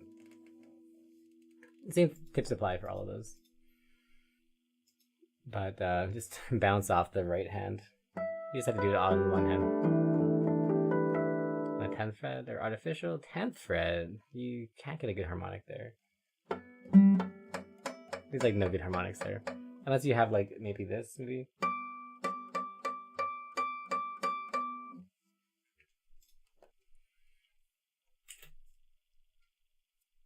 Pinch and artificial are the same thing. A pinch harmonic is an artificial harmonic is a pinch harmonic.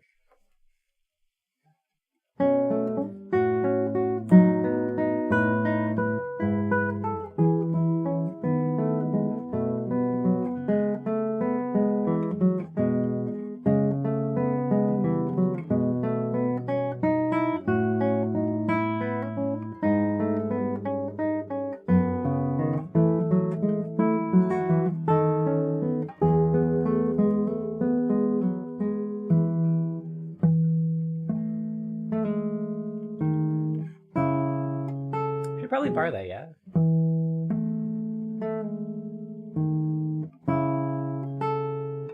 Yeah, we should bar that.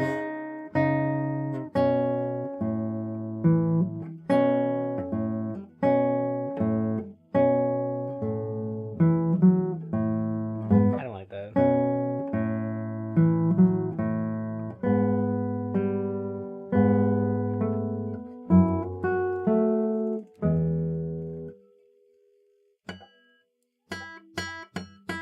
Yeah, like the only difference between a pinch and an artificial harmonic is basically just like, do you play electric or classical? Is how you call it different, I guess. So like a pinch harmonic is normally done like you touch the string with like flesh a little bit, and then you pluck with like the same thing, right? And it's like that's why it's like a pinch because it kind of looks like you're pinching the string.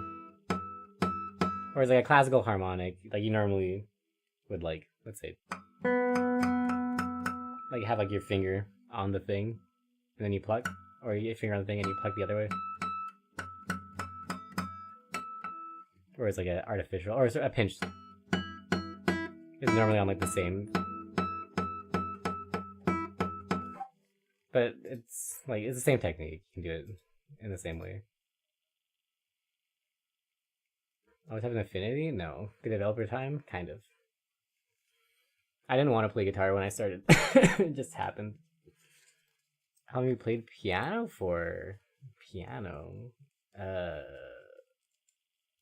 Like 2 years in university when it was required. I have a piano like right here, but I don't really play it.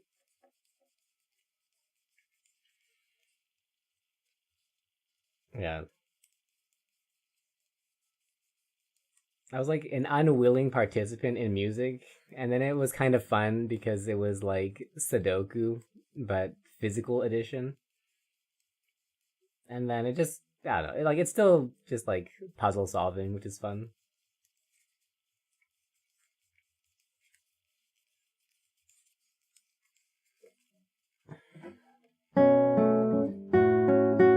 I still don't think I'm like I don't know. Like I don't consider myself to be like a real musician or to have too much interest in music. It's just like it's a fun thing to do. And I've accidentally gotten okay at it.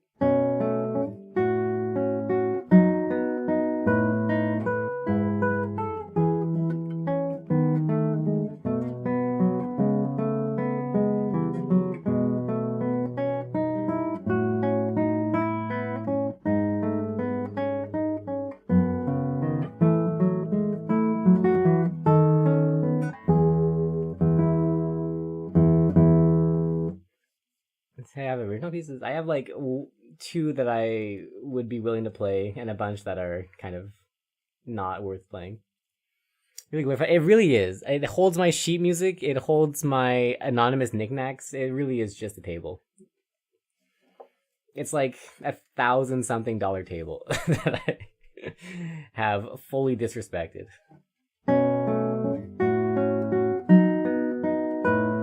I think like maybe 4 or 5 years ago. No, it must be like 5 years ago. I did like some piano learning streams. But that's the extent of it. Yeah. And the fishwhacker is on the piano bench. So not only is the piano a table, the piano bench is also a table.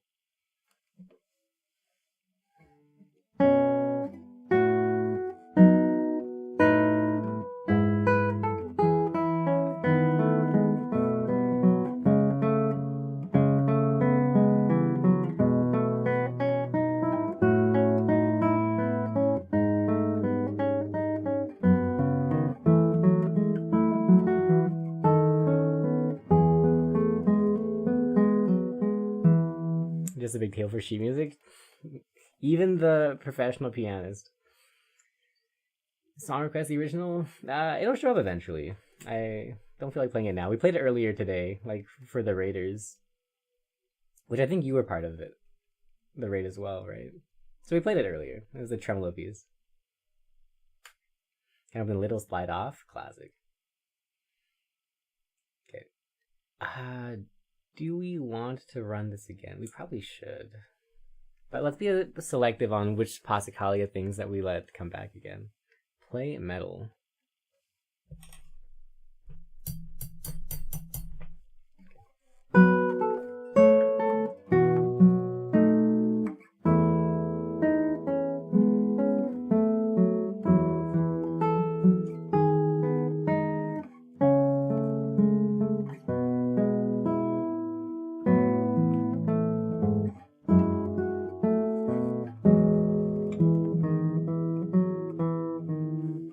When do we slap some nice Hanon? Oh, dude, I've done so much Hanon. I don't know if I want to go back into that. Actually, I used to do Hanon as like warm-up stuff to get my pinky good for guitar. Just because like the you know.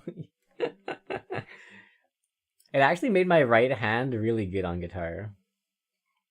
Oh, you're out of presents.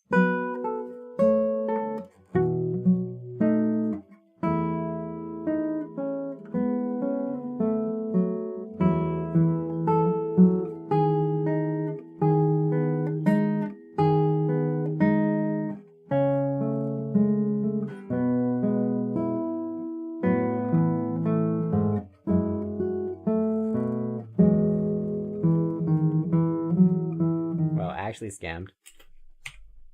That was a gifting spree. Well done. Oh, this is the Cavatina Prelude. Okay, let's play this, and then I think we're gonna go for a break. I need to go stand up and walk around for a bit.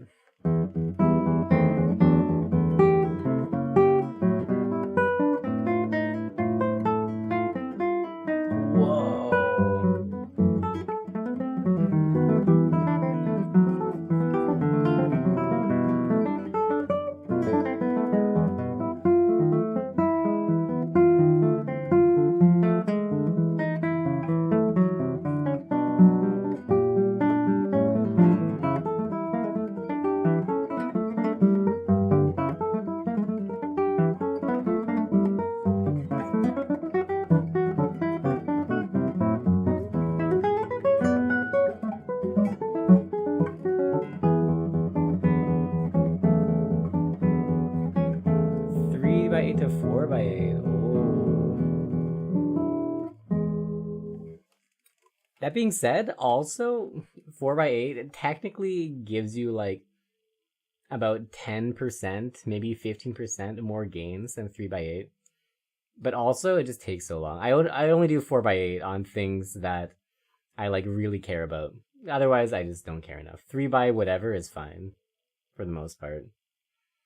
I think like there's like some scientific papers of like the effects of like 1 set all the way up to like 8 sets or something like that. So like 4 or 5 sets is like about the maximum benefit. 3 sets is pretty good, but takes much less time. I think it's something like if you just like give everything like a number value, it's like I think like 1.5 or 1.6 on 3 sets and like 1.65 on 4 sets and like 1.7 or 1.8 or something on 5 sets, something like that.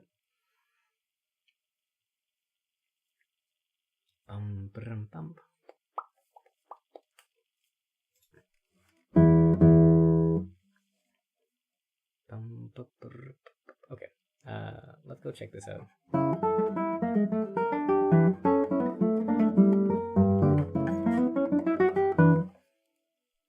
Didn't care for how instructional the music sounded, like exercise disguised as pieces. Oh, I think Charity's a lot better than Hanon though. Physical workout, building gym, musical mental gym. I guess yes, but definitely talking about just like working out, like physical workout. But also for music, like I don't generally run things more than like 3 reps, maybe 4 reps. It's not beneficial. Or like 3 sets or 4 sets, it's not beneficial. There's surprising a lot of overlap between learning and working out.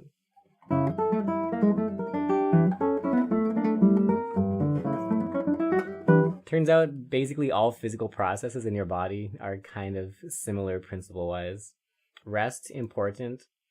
Not spamming reps uselessly, important. Sleep, important. But most importantly, rest, important.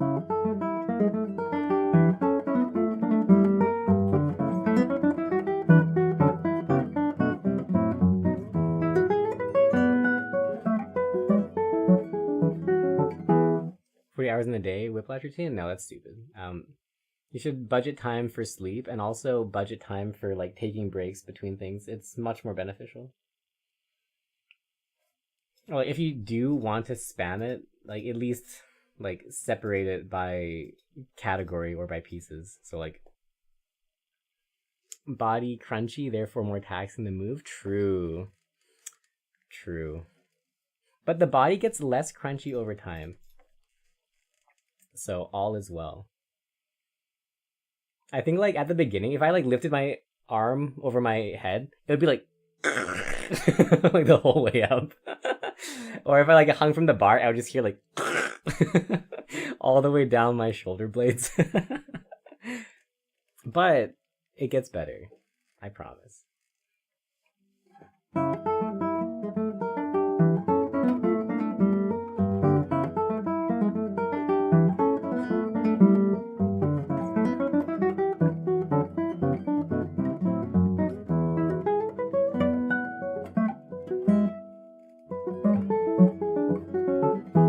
Engaging, perhaps more useful later on. True. Also, I think really importantly with the Czerny stuff is that it's not just white keys. It kind of goes through all the different keys, which is good. Very good. I think like having it be like just basic building block musical sentences is really useful because they will show up again. Nothing you encounter in Hanon will ever show up in real music. Unless somebody's doing like a piss take parody song.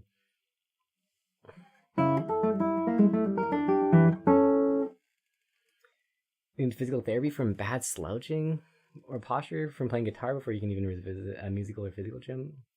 I think you should exercise and that'll help fix your posture.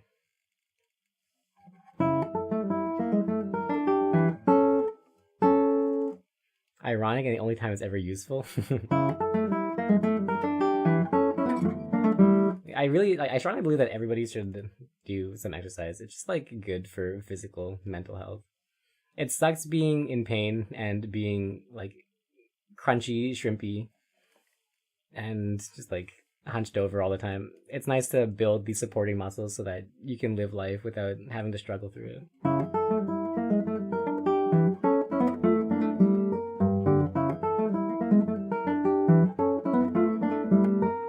Whoa, vocal warm-ups is Hanon. Interesting. I can see that being more useful than piano, Hanon. Because you actually probably will use those notes as a singer. Incredible useful when you transpose it. I can see that, yeah. Also pain in the butt, I can see that too. I think it's a good way to get warm-ups done though. Like good brain warm-ups. Just memorizing all your scales via Hanon. Making little exercises out of it. Sounds fun.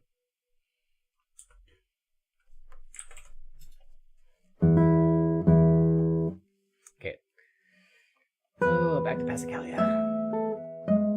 Oh, what am I doing?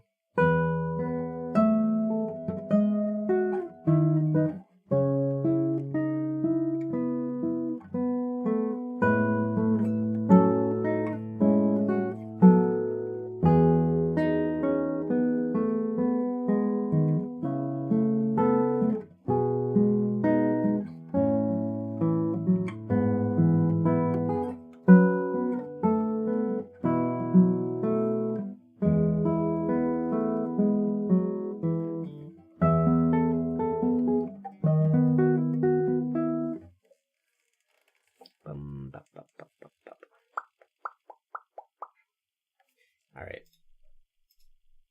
Good levels of progression from relative beginner to casually complicated. Formulaic harmonic melodic patterns. Kind of learning basic Western harmony. Yeah, for sure. I'm a fan. I wish we had something like that for guitar. Well, actually, we do. We have basically that for guitar, actually.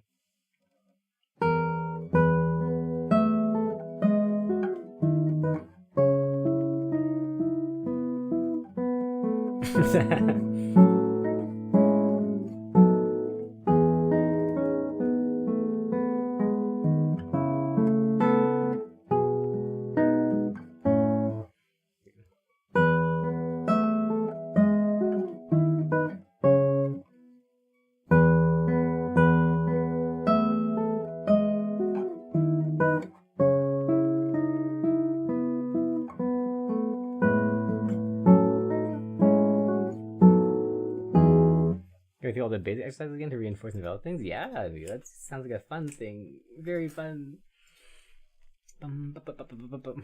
I've been thinking about like actually getting all my technique up to ARCT. Like all of my technique is like the ARCT thing, but like actually just like specifically learning the whatever the things need to be done. Like, I have the RCM technique book actually. What actually do we need to do for ARCT? Oh, you got a nice leg shot there. Okay, what do we actually need for the ARCT stuff? Just so I can like flex on students. ARCT is just like basically max level exams for the Royal Conservatory exams. Doesn't have technical requirements for really? Oh yeah, wait, this is level 10 / ARCT. Oh, it's the same. Okay. What is this? I don't have a music stand otherwhere. What? Wait, this is so easy. What the heck? This is actually baby requirements. Hold up. I say that. Am I gonna just jinx myself? Okay, what is this? Can I sight read it?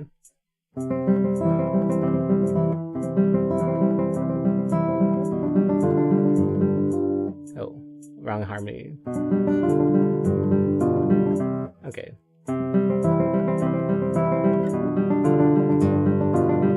That's not too bad. What is this? Okay.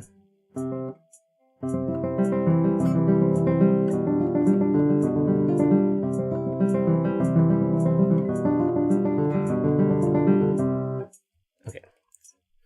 Let's see. What's next? 116 for this.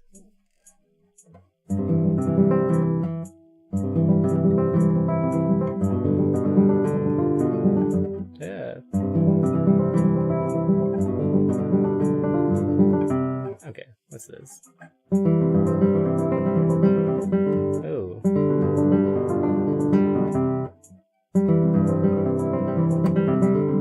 Ah! Okay, wait, hold up. I have to actually go the notes.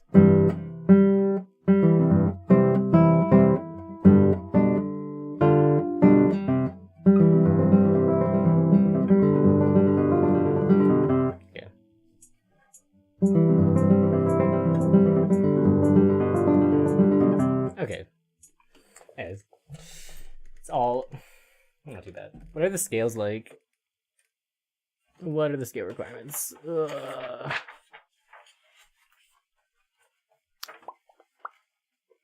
University trained that. I went to UBC and McGill.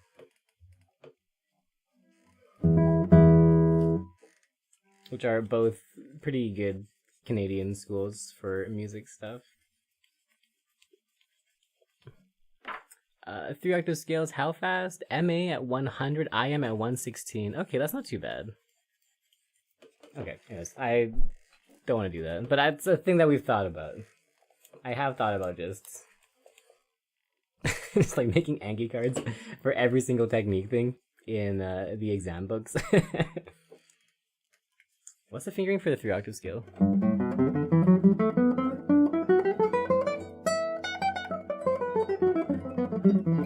Okay. Oh.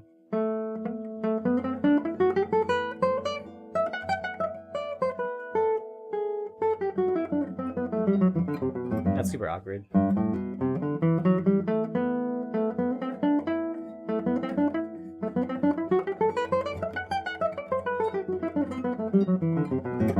Okay, at 116 you said?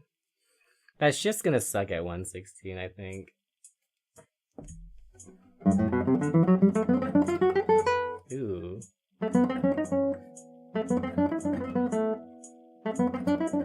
That does suck at 116. Super awkward. Okay.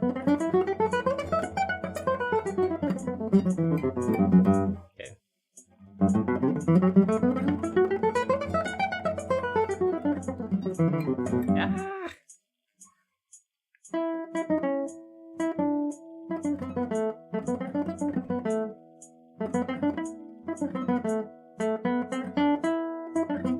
Hey, friend of the ghost, welcome in. Bedtime, have a good night. Should we actually practice these crappy Segovia skills?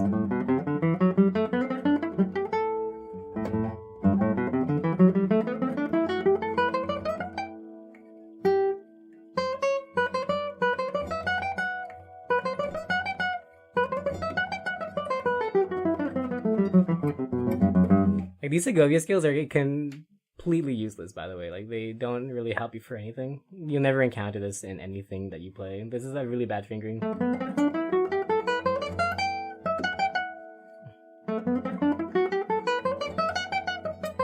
Like, it's such an awkward fingering, you would never ever use it.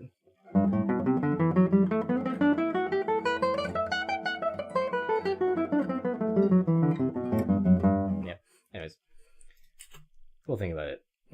Like, the only purpose of learning that is to flex on students or to take the exams.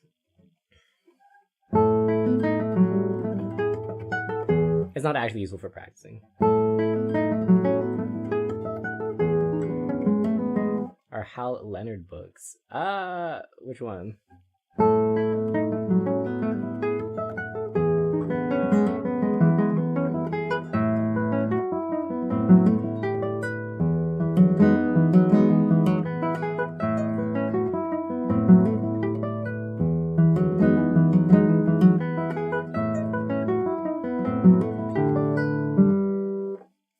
If you're talking about like their song anthology stuff, it's okay.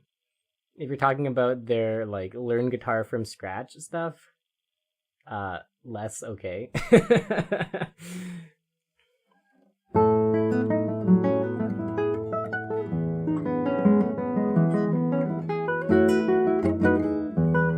Method book? Yeah, I wouldn't necessarily recommend the method book.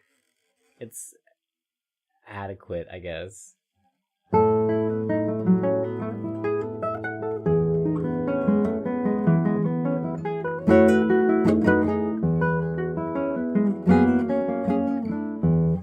I've taught a couple students who are using it. It's okay. I think it needs a lot of things to supplement it. I don't think you can just use it by itself.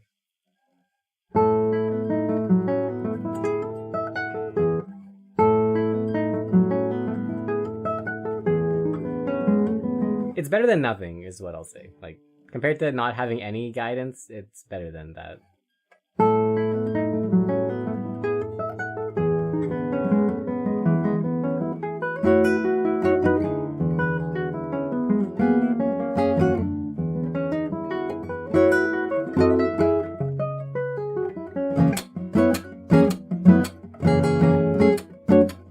Oh, William Levitt. Oh, I don't know that one. I haven't used it.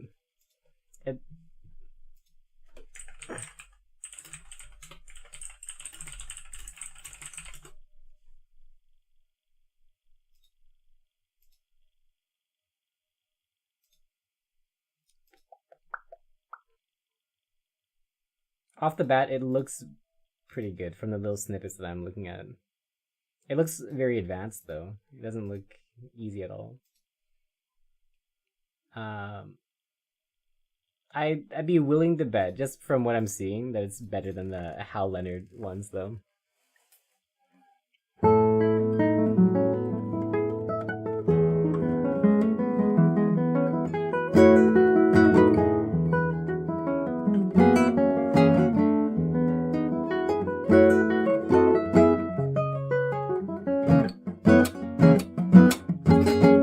I might get those. The heck. It looks interesting. I'll give it a look later.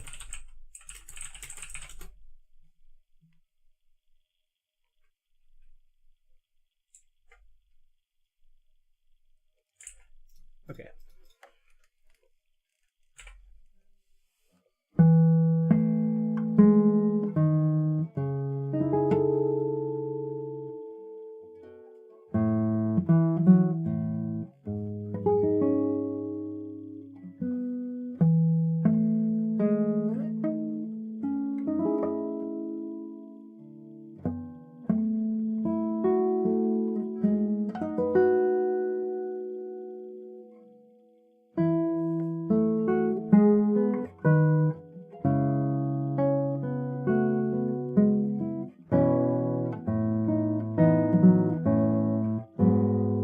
To you with the knowledge that you couldn't continue with your lessons from financial troubles, teaching you jazz, remember some etudes from within the book of exercise pieces. Cool, yeah. And like it looks good. Like I can't say for sure because I haven't actually looked at it, but from the little snippets I've seen, it does look pretty good. Okay.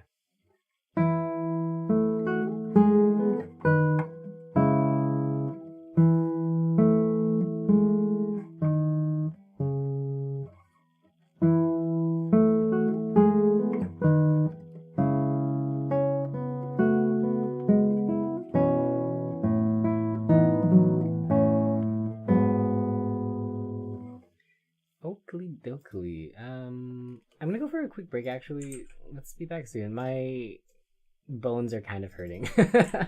We need to go stand up and make our bones not hurt. I'll be back very shortly. See you guys in just a bit.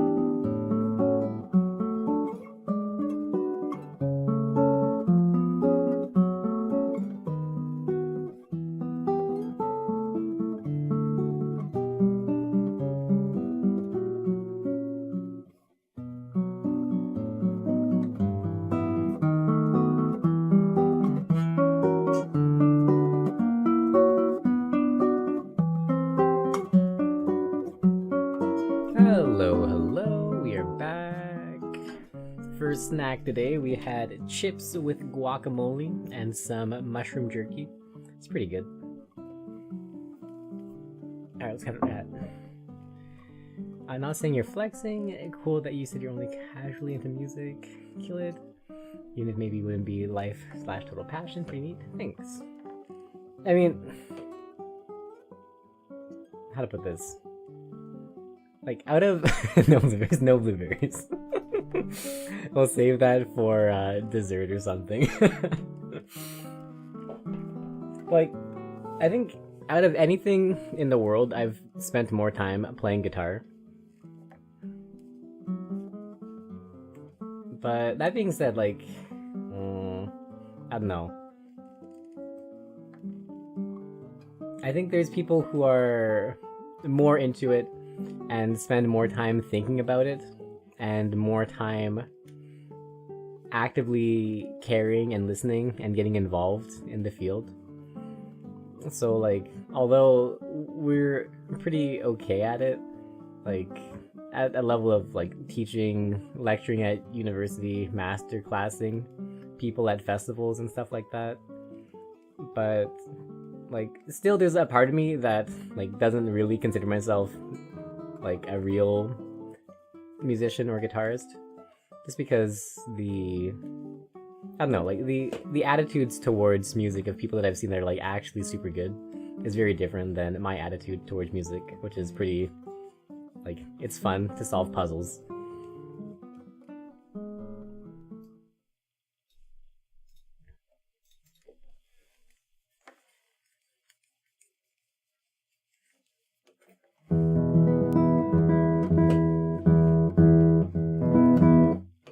You like blueberries? I like blueberries too, but I think we've had too many blueberries recently.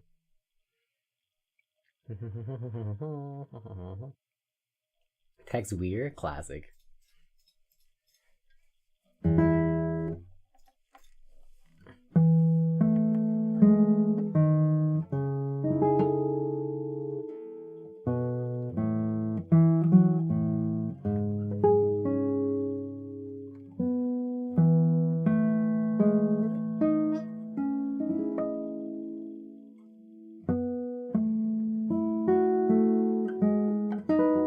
Ooh, that was gross.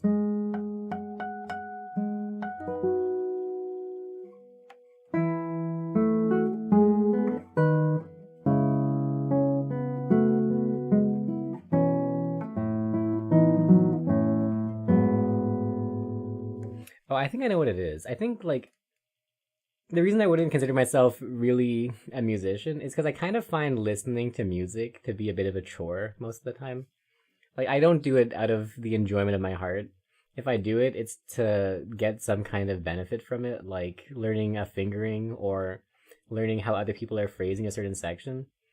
But, like, I won't just, like, if I have free time, listen to music. And I won't, if I have free time, like, pull up an album or look for new music to play or see what performers are doing or like, music is like a chore to me. I don't listen to it for fun. I listen to it as background noise if I'm doing something else, maybe if I'm forced to. But, like, it's hard to get me to sit down and actually listen to music. I like reject it with my soul.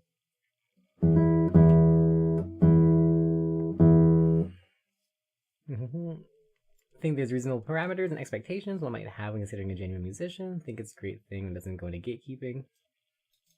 Listening intently can be a chore sometimes. Well, I'm I'm glad you agree. But I feel like all the people that I actually consider to be, like, amazing musicians, like, they listen to music all the time. It's like their life is music. They love it. It drives them. They listen to things in classical and not classical. And I just don't do any of that, so I just plonk some notes because it's fun.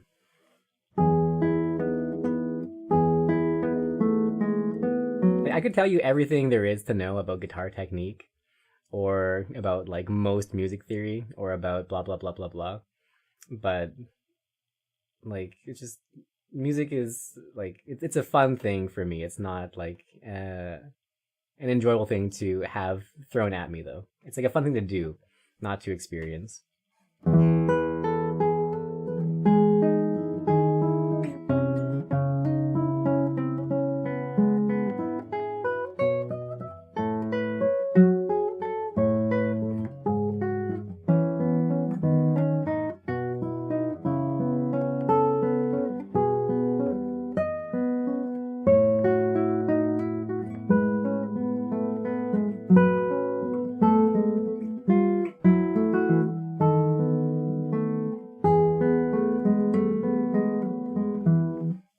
Should I listen to new music, listening or watching new media, like show the TVs in general too? Oh, interesting. Hey, RM, welcome in.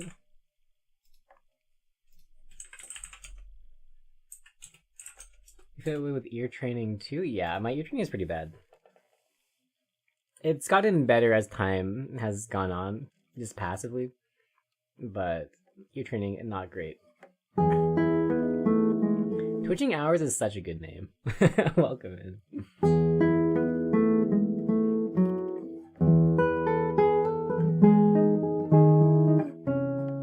Especially because, like, I only ever exist during the twitching hours. Perfect. Yeah, how was your stream? What were you guys up to today?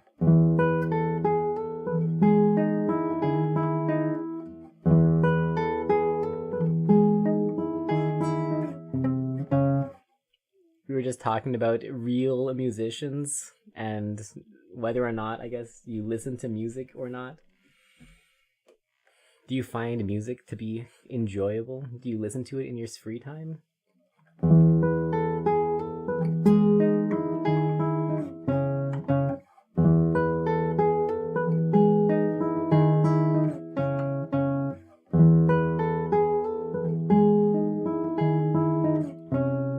What am I doing? Smaller than I think.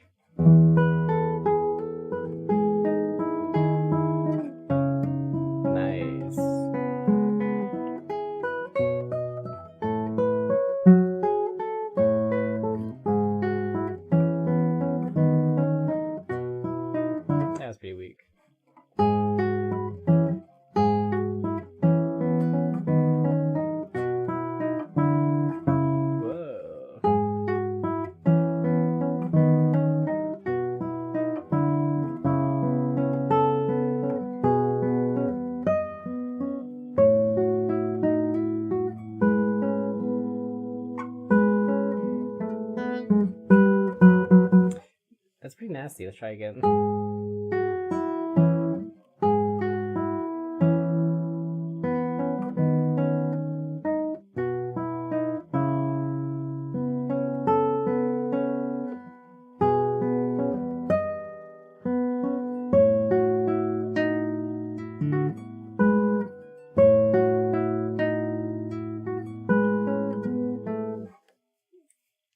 Texas Ranger married a Native American woman who got killed, fights criminals and bad guys. Classic. Feels front and center of the audio. All the best in the concert. A.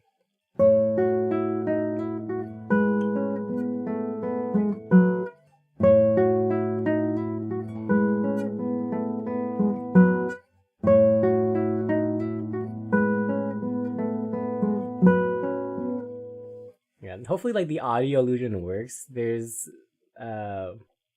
like technically a little bit of like stereo mixing going on, so should feel a little bit more 3D-ish.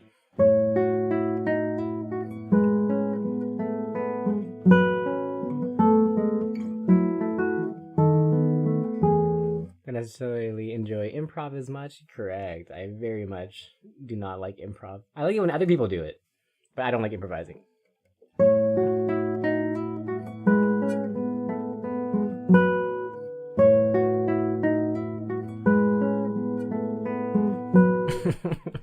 I'm on fire. Oh no.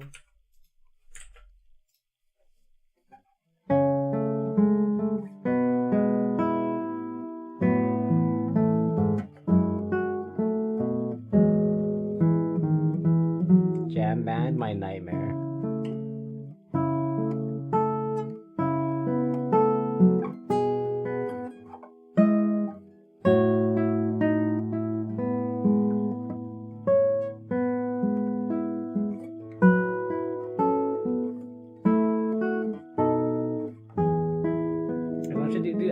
pineapple pizza is good, okay? Like, you just gotta make sure that your pineapple is good. Like, I imagine you guys think about pineapple pizza being bad is you're thinking about just like a sloppy, wet pineapple on top of your pizza compared to a caramelized, roasted pineapple. Small chunks, very small, relatively thin, crisp, carbonized, nice and sweet, and dry. Importantly, dry. They are dry. You are all imagining, you pineapple pizza haters are imagining like wet, sloppy pineapple juice pizza. It is not that. They're very dry. And it just adds a little bit of nice sweetness to the pizza.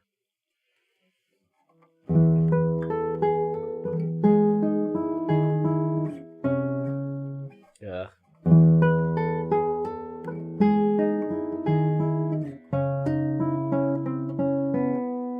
Whoa, 58% price. Whoa, nice. I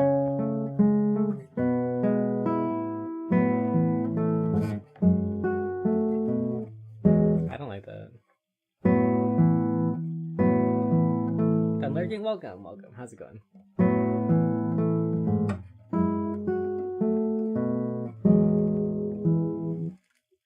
It was pizza and you enjoyed it? Hell yeah. That's the spirit. Redundancy tomato? Okay, there's no redundancy with the tomato. If your pineapple is correct, it's sweet. Tomato is not sweet. Tomato is sour savory.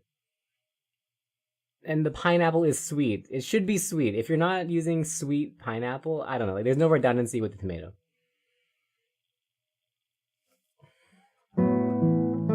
It's like saying honey is redundant with tomato. It's not. It's like not even the same ballpark.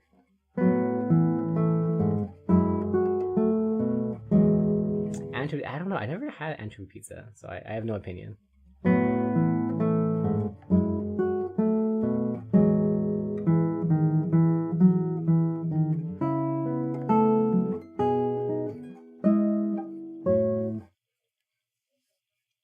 Barbecue sauce? Sounds alright.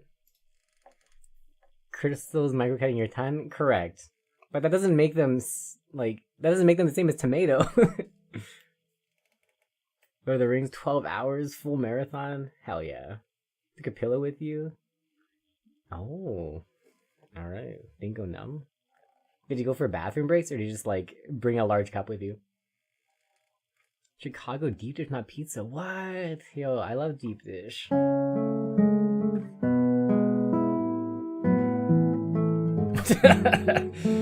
No comment.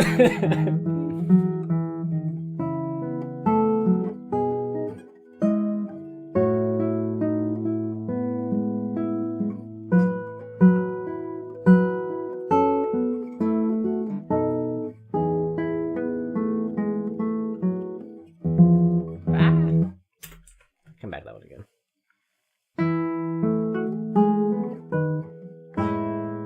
Am I a dumpster?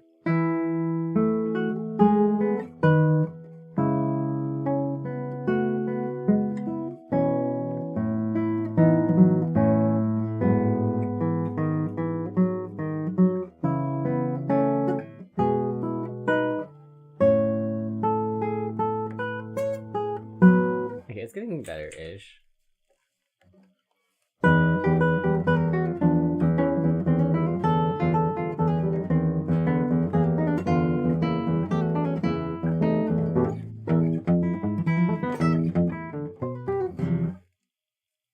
Wait, have you ever had like peaches on pizza or like some other fruit on pizza? Just out of curiosity. And how do those feel? Are those offensive as well? I told you we're tired after the first movie. How are we gonna endure two more? Drink Monster. Eyes are good as new. Whoa. You don't understand if ham is canon or not? It might help balance. Ham is pretty canon. And is not ham and pineapple a pretty common thing to have anyways? Like, ham and pineapple is a pretty classic combo, no? Or like a glazed ham. Is that not a pretty common thing? Sweet glazed ham? It's like the same principle, except on pizza. But like really important is that like the pineapple is pre-roasted so that it's dried out. And then after it's pre-roasted, then you add to the pizza. You know? It's like double baked pineapple. And it's not like big fat ring slices. It's not like it's not this. This on a pizza is disgusting. This is this is incorrect. Like just raw dogging that onto a pizza is terrorism. This might be acceptable, but like hold up. Small. Let's see. Okay, but like this roast. Oh, hold up.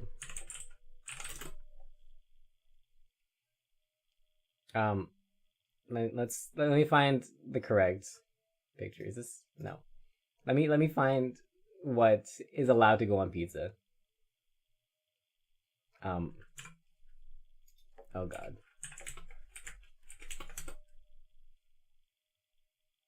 None of these. This is not pizza suitable. None of these are pizza suitable. None of these are pizza suitable, by the way. Like any of this on a pizza would be terrorism. Like this is way too big to go on a pizza, and it's way too wet. This is also way too thick for pizza and wet. This is way too thick and way too wet. None of these are acceptable pizza things. Yo, Zara, thank you for those 5 gifted subs. Okay,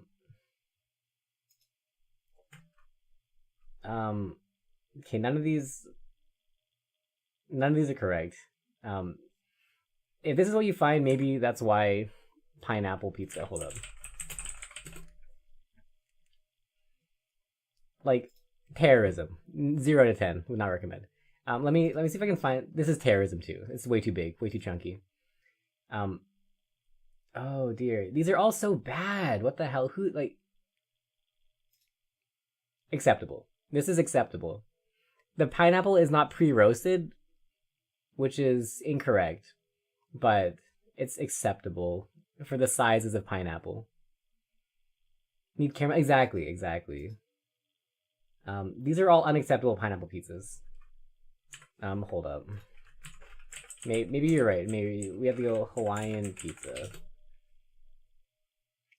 No, these are all bad, dude. These are all trash examples. You need the roasted pineapple, dude. This is not roasted pineapple. I don't think I would enjoy eating most of these. They're just like done poorly. Ever find a pizzeria selling it? I mean, if this is what you're being served, probably good riddance. Probably for the best. This looks okay. This is okay pineapple size-wise. Didn't have pre-roasted pineapple. What? No way. Okay, like this, like size-wise, this is good pineapple size. But it should be pre-roasted. I think. Like, if your pineapple's yellow, I wouldn't be happy. But if the pineapple is, like, charred a little bit, that's a... Yeah, I don't know. I can't find a good picture here. You've never seen it pre-roasted. What? Alright. Straight up rings. Rings is iteral. The bad items you showed? Yeah. Like this is terrorism, dude. Like if your pineapple is that large, I would not eat it.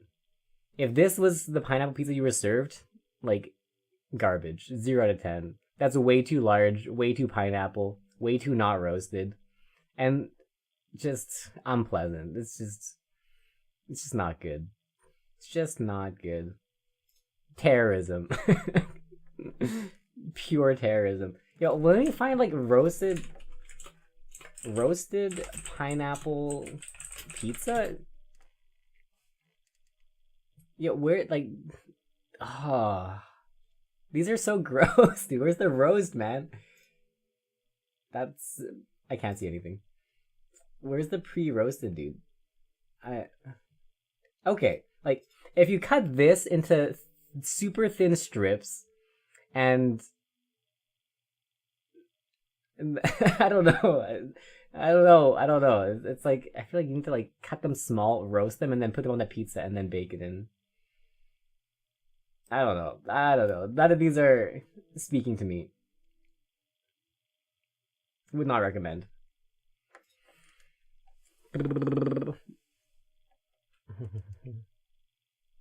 Got some monies? Well, thank you for saucing the monies this way. Appreciate it. Did not have pre-roasted. Yeah, they should be pre-roasted. All pineapples on pizza should be pre-roasted. They gotta be caramelized, dude. If it's not caramelized, it's not worth going on a pizza. That's my hot pineapple take for the day. Correct pizza takes, thank you. DuckDuckGo has an AI filter now. Oh. Through pineapples that large but not needed. My pizza needs to be roasted? I think so. I think so. You've seen it cooked like a regular cheese pizza done topped with pineapple rings from a can. Oh, that's awful. That's truly awful. Pizza could be a moneymaker in Italy. So rare, probably find more lovers than haters. No, I like pineapple pizza. I just don't like it when it's just like... I don't like large pineapple chunks on pizza. The pineapple chunks should be small and delicate, demure, cutesy. And they should also be pre-roasted so that you're not dealing with uncaramelized, semi-raw pineapple. I am a large enjoyer of pineapple pizza. In fact, like, the only pizza you can get as a vegetarian is basically pineapple pizza. Have you seen this caramelized pineapple on pizza? Like, most places here have it. It's really good. It's super good. Well, accept all pineapples regardless of shape and wetness? Oh my. Okay. Where's Em when we need her? Okay, like, for example, like, the pineapple on a hamburger, right? It's fine, but, like, only if it's a roasted pineapple, you know? Like, a roasted pineapple ring on a burger can add a lot to it. A wet, sloppy, straight from the can pineapple ring on a burger? Terrorism. Like, roasted, dry, caramelized, sweet. Wet on the burger, it's just too much. The texture is a nightmare. The flavor is not what it could be. Yeah! Dude, just a raw pineapple ring on a burger? There's no way. Grilled pineapple is so good. That's an actual thing. That's like a Oceania thing. Like New Zealand and Australia, Cook Islands kind of thing.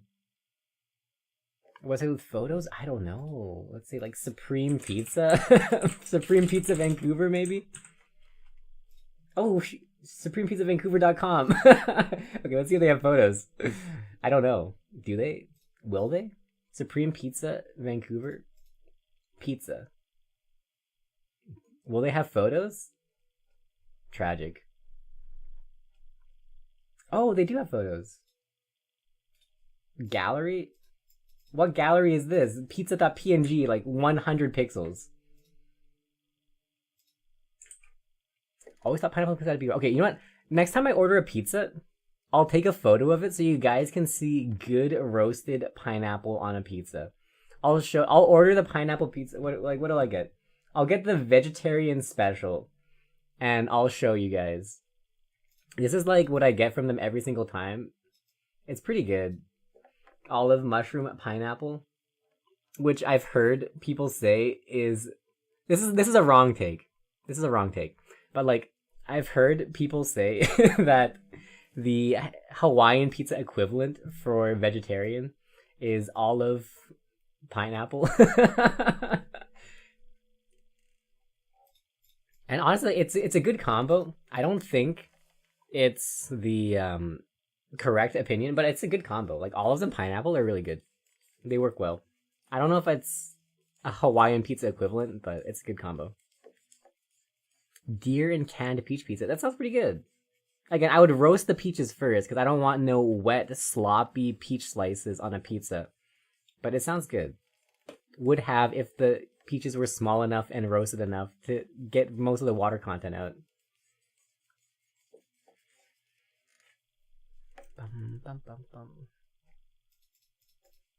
Long spaghetti compressed into a donut? Oh my god, what? Never seen vegetarian like that with pineapple. It's pretty good. Like olives on pizza shouldn't be too bad. Yeah, yeah. I recommend olive pineapple. Plus like whatever other topping you want. It's a good base for a pizza.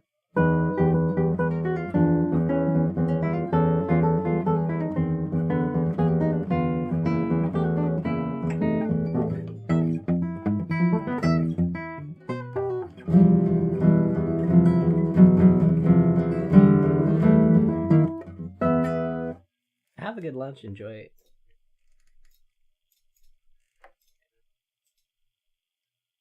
I think that like just most wet things that go on pizza or any other kind of food thing, I think just like they just need to be roasted, you know? It's like you need to make them less wet. Like putting a tomato on a pizza is kind of weird. It's wrong. But putting like a sun-dried tomato on a pizza is hella good, right? Or like putting like a roasted or grilled tomato on a pizza is like hella good. But just like putting like just raw tomato slices on a pizza, it's like it's just wet. I don't know, like it's too wet. You need to get the moisture out first. You know? And like same for everything. It's like wet foods need to be unwetted before they go on pizza.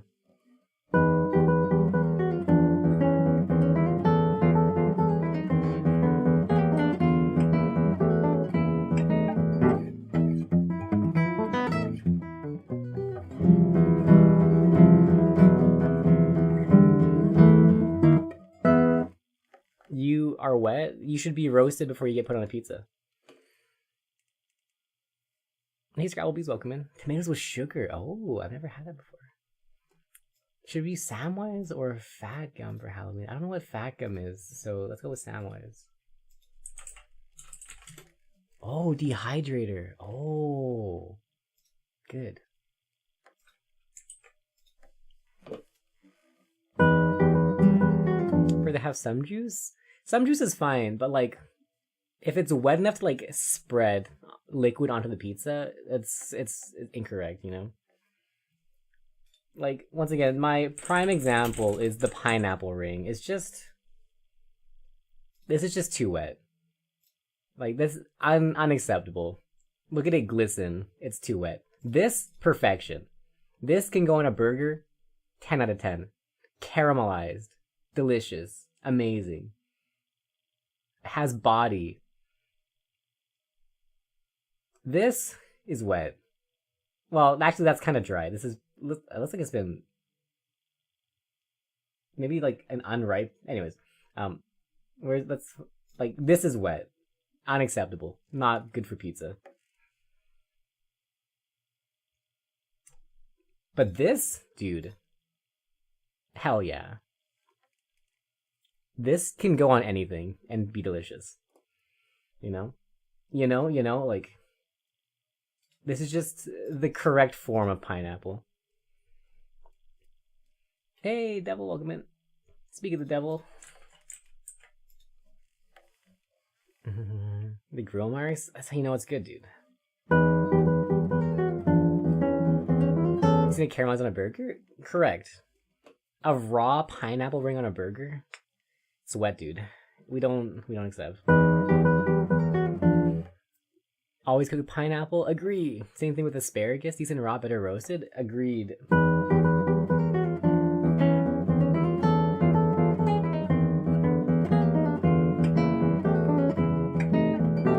Oh yeah, if you have like allergies or stomach problems, it's fine. Like, you don't have to like it. You don't have to be able to eat it. But I think you have to be able to see that it's a viable food combo. It follows all the principles of good culinary science. There is nothing wrong with pineapple, fundamentally. As long as you grill it.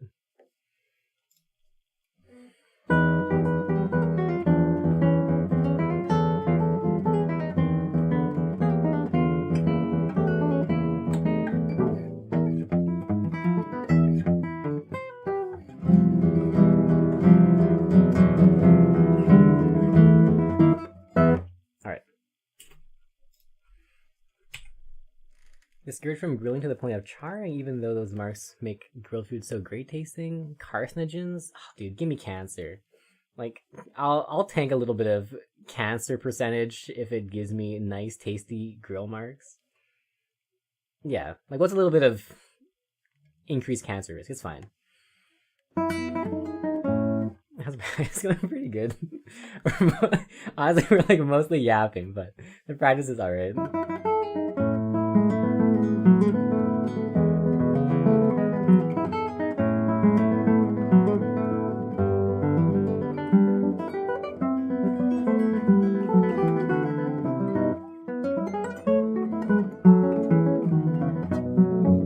I think anything burned is carcinogenic, but like, who cares, dude?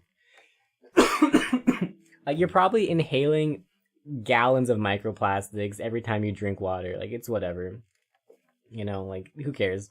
Like, you've got enough cancer risks just by existing in modern day. Like, just grill your food, it's fine. Skis don't work when they're warped. Pineapples don't work well wet. Thank you, dude. That's exactly what I'm saying. Quit smoking? Yeah, exactly.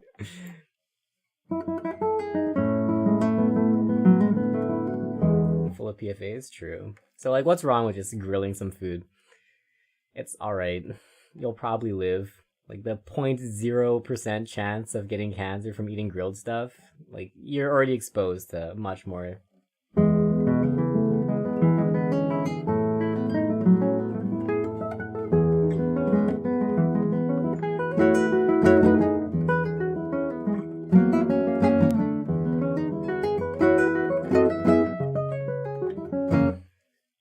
How can one play the practicing? I think impossible, but I do give lessons. The lessons involve practicing, though. Grilling cigarettes not recommended. True, although they would probably taste better.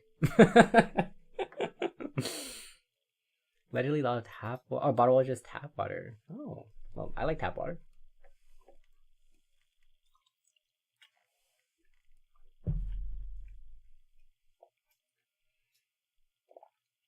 Could be a fatter promo for the air fryers. Yo, I love air fryers. You can still burn things with an air fryer though, and if you burn things with an air fryer, you're still gonna be inhaling those delicious carcinogens. You know, I think just like any amount of burn of anything is carcinogenic.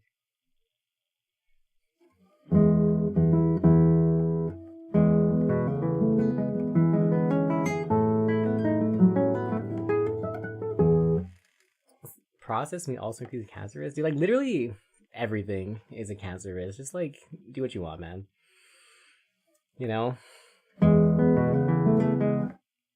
Like if you listen to everything about food, you just like even like water, like people will say is like a cancer risk, you know? So like just photosynthesize.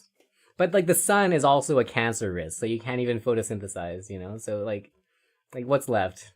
Air, cancer risk too. So polluted. If you're in a major city, just like void. Oh, but the void has a cancer risk too, because just like gamma rays just flying through, unfiltered by atmosphere. So just like don't exist if you don't want cancer.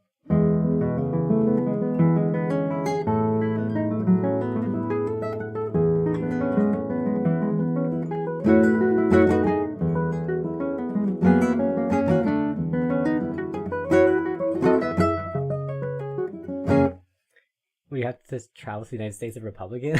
No. You can do online lessons. I do online teaching. I also live in Canada, so. Oh, sharks are immune to cancer? Yo, yeah, that's correct. Grid fuel does not significantly increase risk. It increases risk as much as like eating like red meat or like not having enough fiber does. It's like as much as anything else, really. It's not like the same cancer risk as smoking or blah blah blah blah blah. Go with bottled water since your tap/plumbing is right by a polluted river and you think we're close to a super fun site. Oh, yeah. Yikes. Cali, everything's cancer risk? True. True. Become shark? Exactly. Why leave the waters? Also true. I think there's what's the thing called? Like like crabification? I forget the name of it. Oh, carcinization. Right. Let's just like there's so many like convergent evolution to crab. Like this, like we'll become crab one day. We'll go back, you know, like we'll go back to crab one of these days. Crab crabification, well, carcinization apparently. It's like there's enough convergent evolutions back to crab that I mean, like one of these days we'll just be crab, you know. I was making a joke, but it was also true. Just return to crab, return to the ocean. Monkey, cancer risk. Crab, give me that aquatic life. Dolphins, microplastics, and epidermis. Unlucky. Lobsters are immortal? True.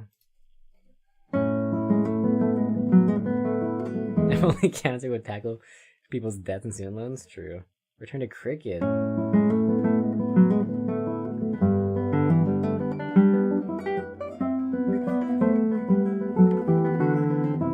Wow, we have a monkey? Cosmic joke, dude. God playing the biggest prank, making us not all be sharks and crabs.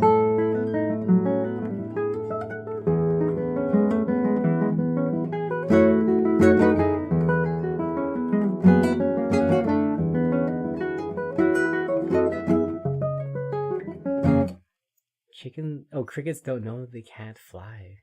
Need that confidence? Hell yeah. Prions? Scary. No problem eating crustaceans. Told our sea bugs can never eat land bugs. That's fair. That's fair.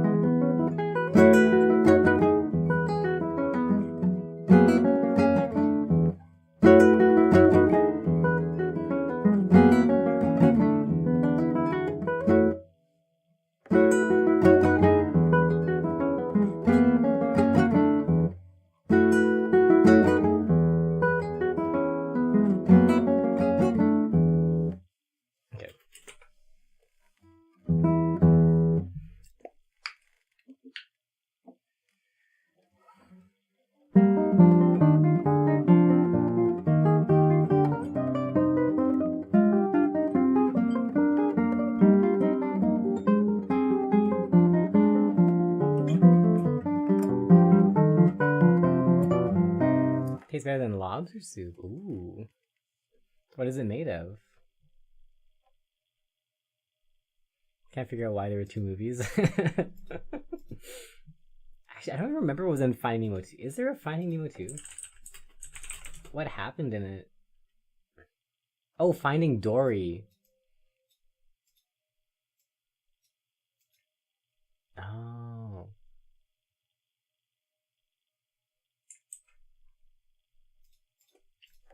Okay, well, that makes sense. I can see why there's two movies. Finding Nemo, Finding Dory. That's different.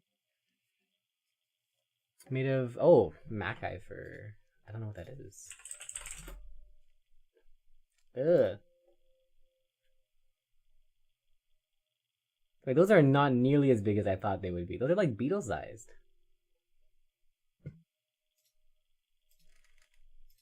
May beetles. Oh. Cool. I'd eat it if I didn't know what it was.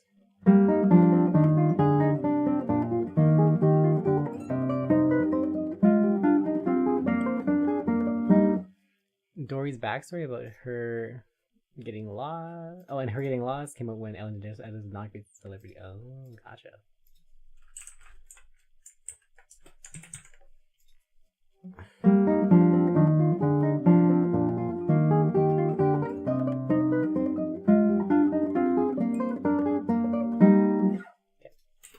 That can pass. Oh, and we're back to the top of the pile. So finally we are making it through our forever pile.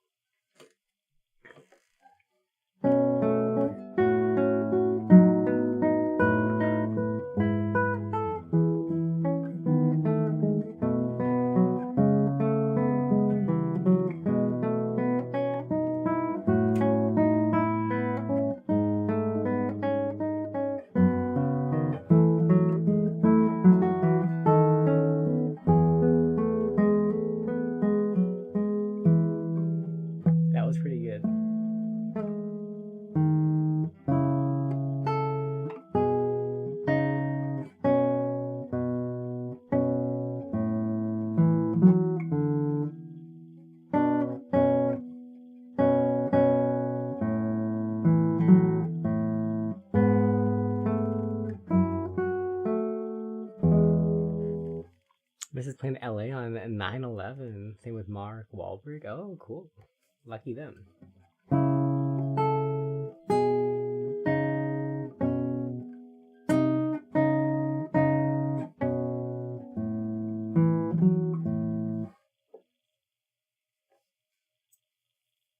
They couldn't make the movie Ted? You're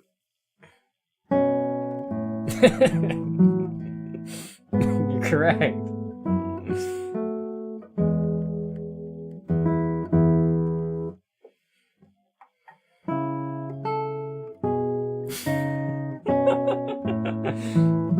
I like how that's like the focal point.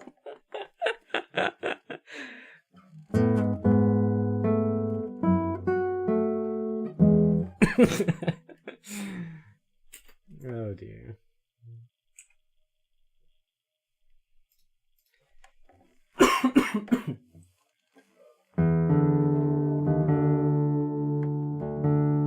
They talked about when they did the movie. Amazing.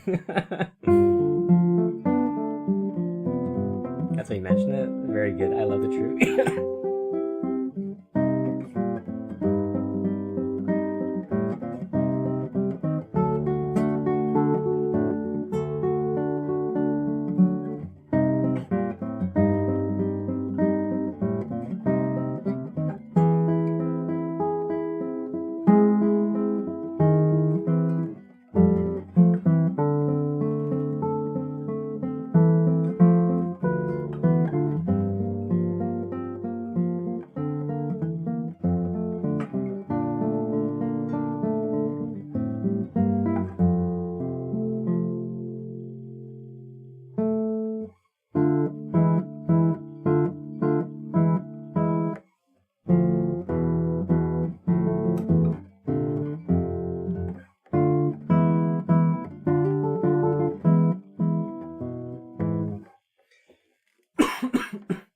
Man, this cough is so annoying. Like, it really is the case that I have no symptoms for the entire day. But anytime I talk or laugh, like, it's really agitating and just, like, coughs, like, for the next X hours.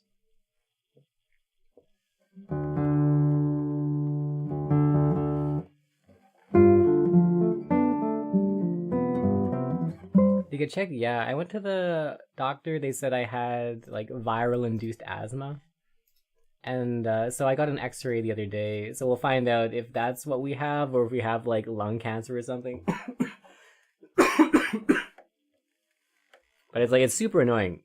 It's like really there's no symptom except for like my lungs are itchy when I vibrate my voice hole. Tuberculosis? Yeah, like honestly it might be. We'll find out.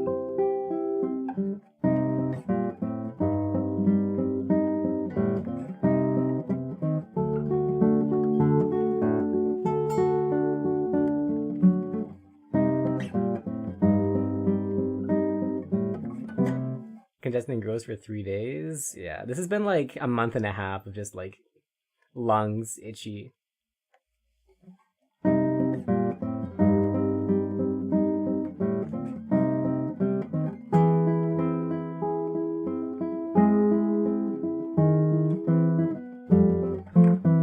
Hey Starro, welcome in. Okay.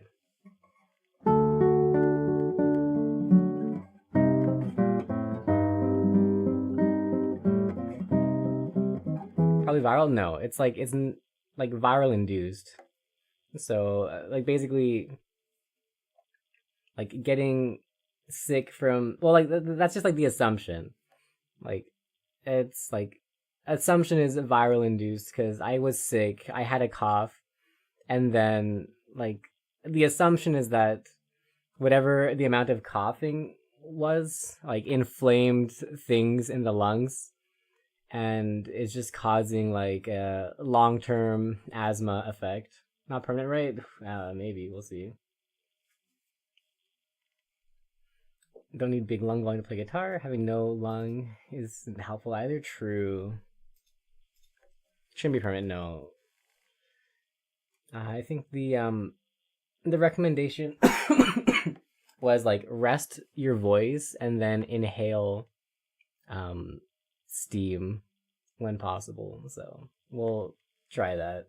And I do rest my voice for like 9/10 of the day. Don't know what caused the coughing. I got sick at some point from whatever, flu, cold, COVID, whatever it was. And then like the cough persisted for a month and a half or so after.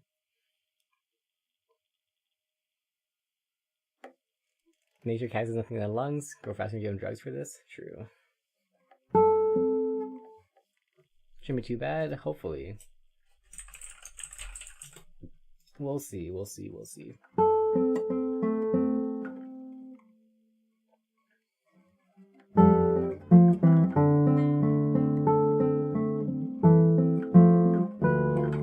Basically vape, yeah, nature's vape. Just stick your head in a soup bowl or something.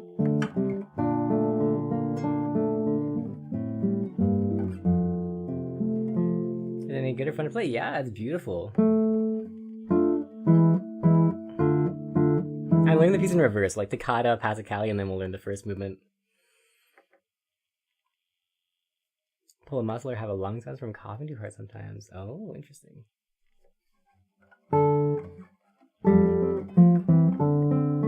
Correct posture whenever possible.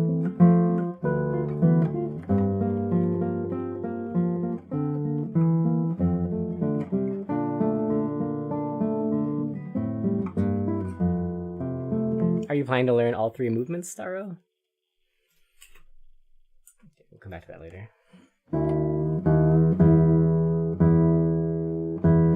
I think my plan for the next 2 or 3 months is to pick up the other movements and then start learning a new piece after that.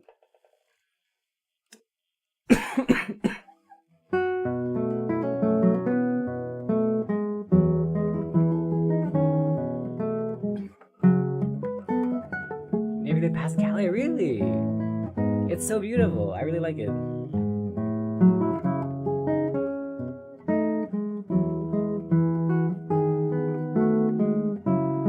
I'm afraid of the prelude, so I've been like, that's why I wanted to do it in reverse order.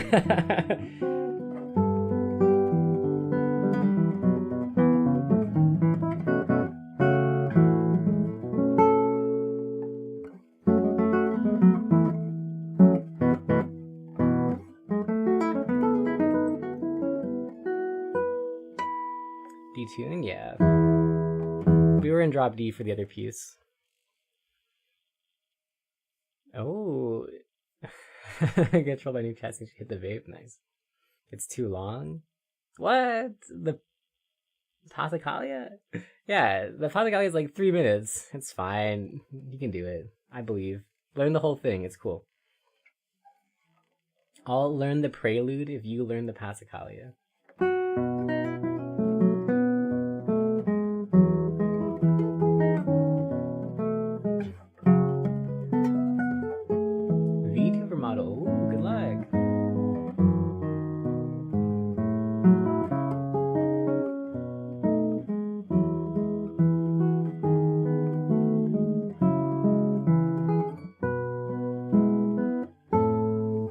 This guy's seen across the room. Oh, I think I have one of those, like... Yeah, I have, like, something like this. I don't think this counts as, like, inhaling steam. It's like a cold humidifier. It just puts the water vapor into existence. But I don't think that counts as steam for the sake of what the doctor wanted me to do. Alas. You only learn pieces specifically written for guitar, or to do harpsichord toccata transcriptions? Yeah, I wouldn't mind doing transcriptions if they're like done well for the guitar, you know.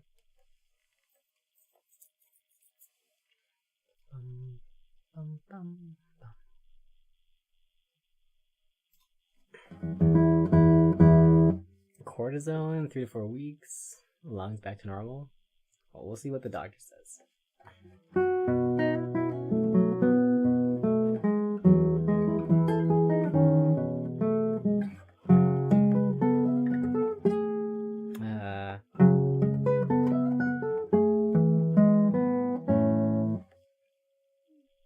More direct than that, yeah.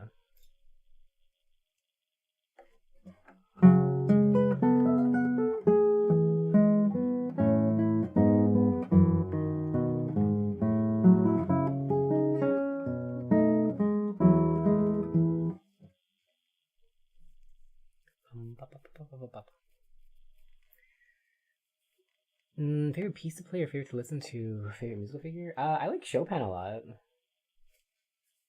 I don't know if I have like a favorite piece to listen to. If there is, it would be like something I don't know, like future bass or J-pop or something. I don't often listen to classical music. What Andy says is not good.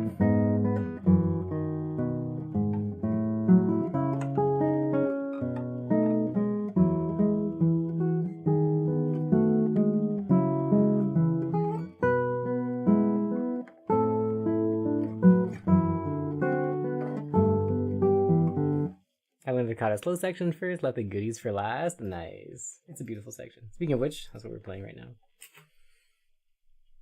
We'll come back to it. Passacaglia.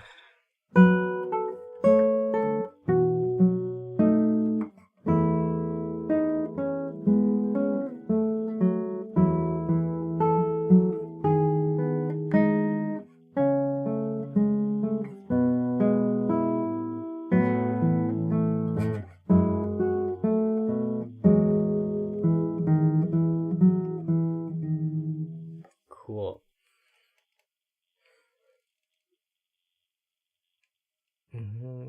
Corticosteroids, valid, well-established treatment for asthma exacerbations triggered by viral infections. Hey. Well, probably follow appointment in a week with the doctor after the x-rays come back. We shall see. Bum, bum, bum, bum, bum, bum, bum, bum.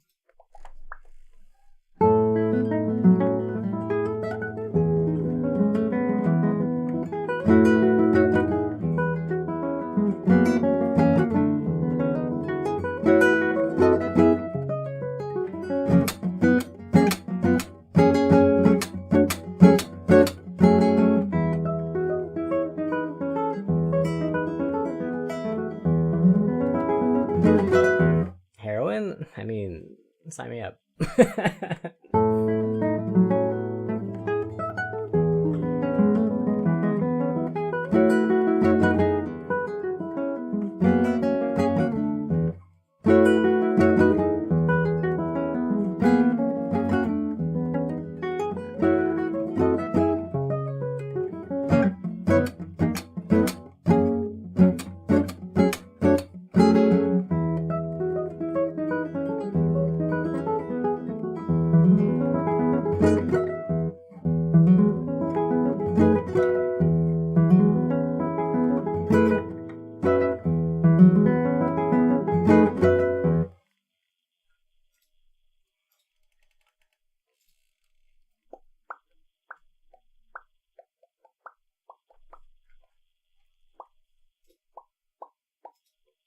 Okay, let's come back to this again tomorrow.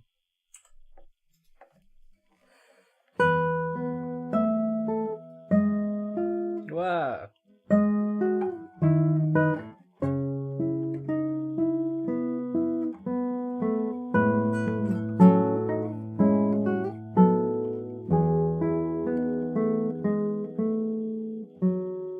That's not right.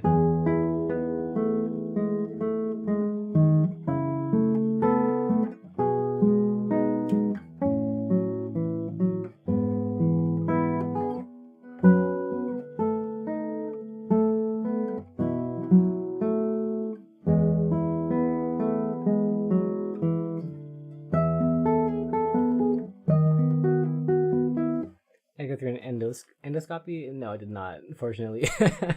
Just an x-ray. Very painless.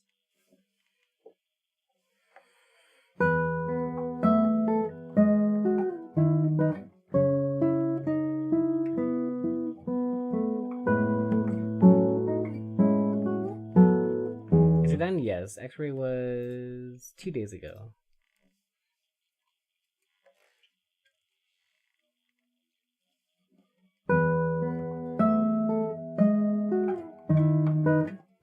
apparently 5 to 7 processing days before doctor, so we'll see.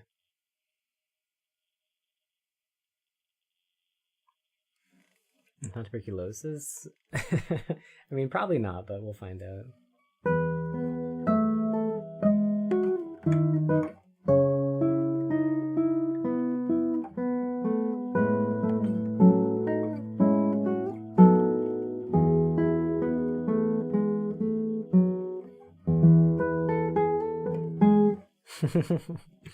I was gonna ask me a question. Yeah, dude, those knockouts, whatever they give you before surgery stuff, they're crazy. They're so fast, so effective.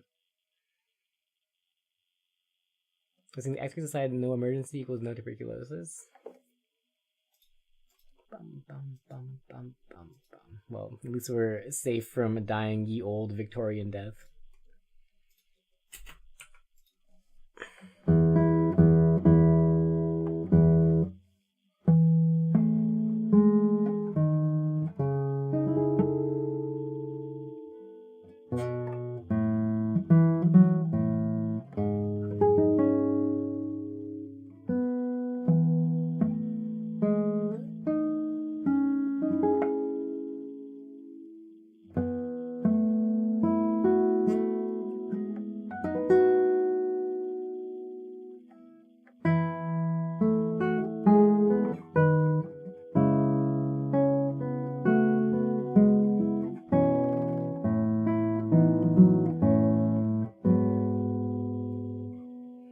Alerted the anesthetic body was attacking itself, giving the camera down the throat. Oh man, the 2-for-1.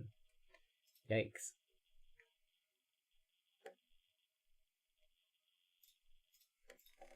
Happy you missed it? Probably. Although it would make a cool would make a cool story, you know. It's like, wow, you know, I got tuberculosis from teaching in Kelowna. Go on the resume, you know.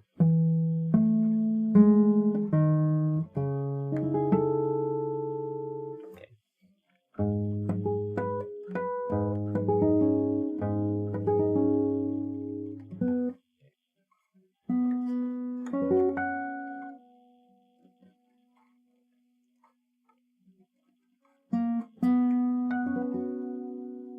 Okay.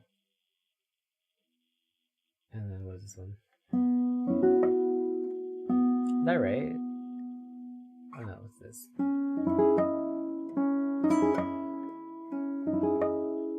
Cool, okay. Whoa. Let's have that one come back a 4th time, actually. I don't mind. The rest of these can be skipped, though.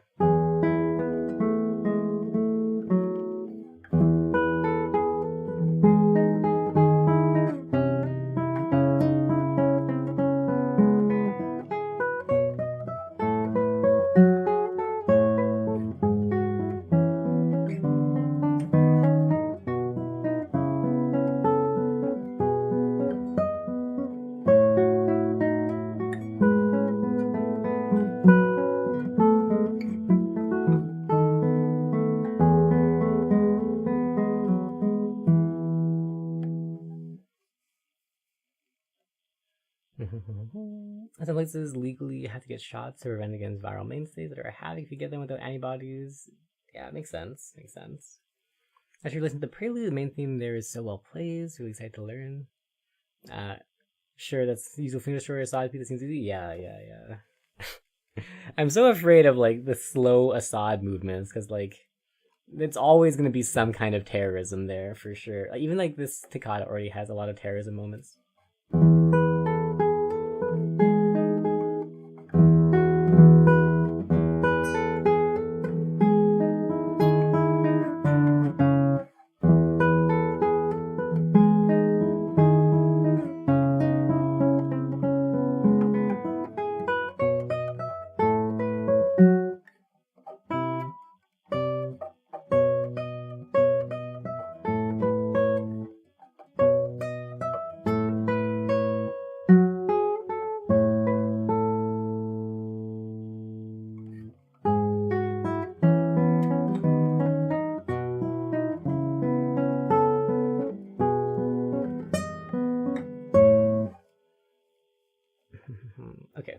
probably fix this now and then fix the rest later.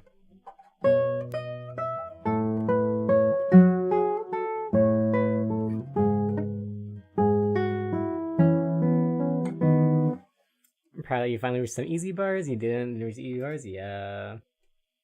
I think particularly this thing at the top here, like... What was it? What was it?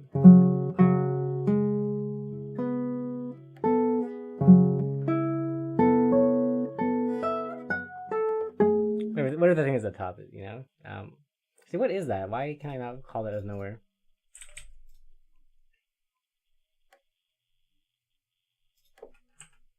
One second. Where is that section? Right, this. Ah! That is so nasty to play.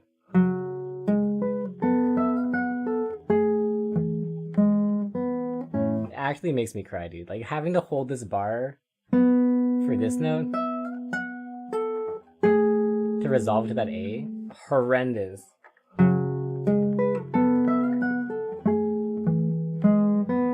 Anyways, yeah.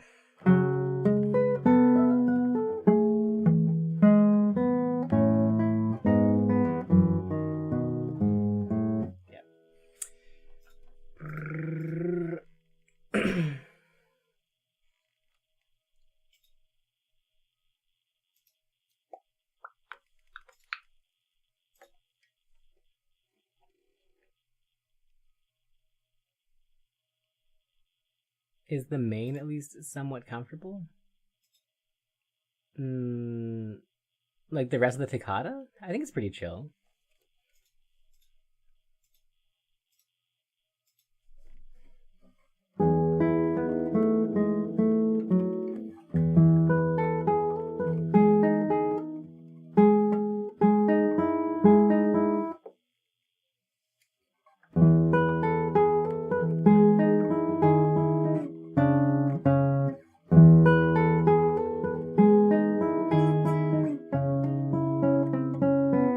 The main theme, I think it's alright. It's not too bad. Like in the slow section, it's pretty okay.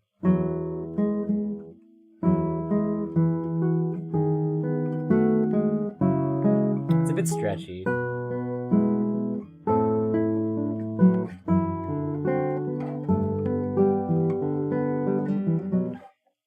60% done setting up a VTube model. Nice. Is the model one that you made yourself, or did you get it commissioned, or just a placeholder one? There's spam call that don't say anything. Weird beep sound plays. Oh, friend was called by Interpol. My life pro tip is anytime there's a phone call I don't know, I just press airplane mode.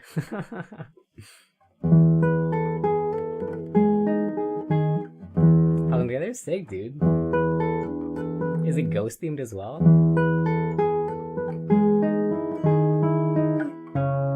Is the software on Steam? Oh, cool. Like Live 2D? VTube Studio?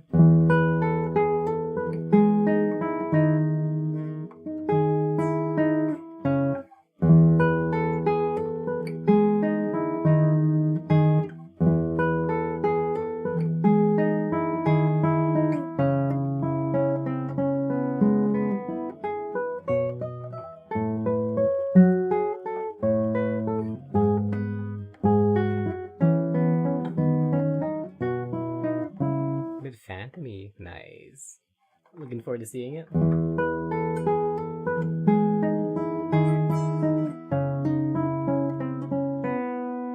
Okay.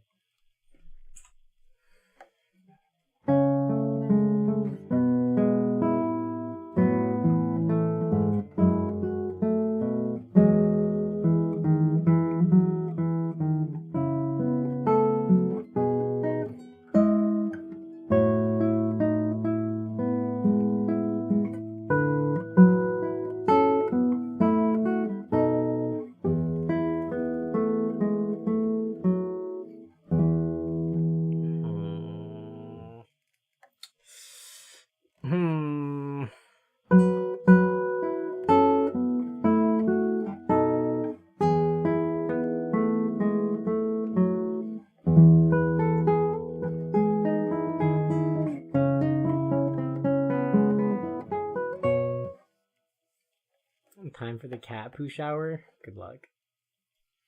Wear coveralls. Hopefully you don't get any on your face. Gonna remove them first.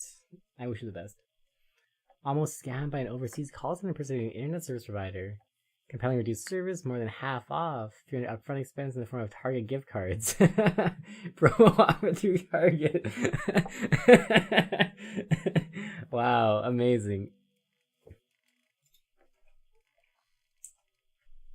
YouTube video is fun. Alright, we'll see. I probably won't watch much of it, but we'll see. I will queue it up just in case. Oh, it's a minute long. Alright.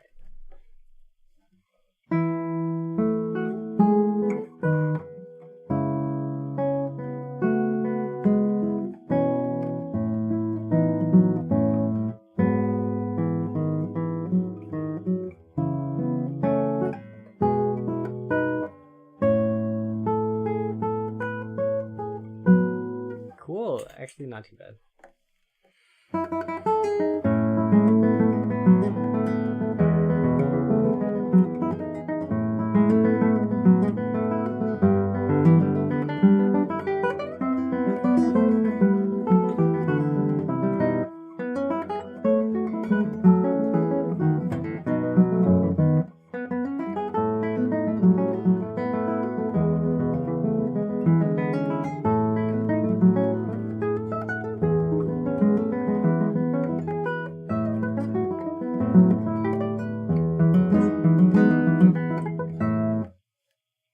Month-old little girl's enjoying watching play. Name's Rowan. Yo, sick. Have you read Rowan of Rin?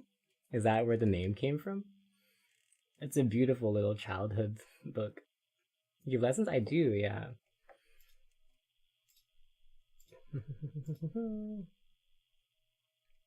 If you want lessons, you can just like send me a message. We can figure something out.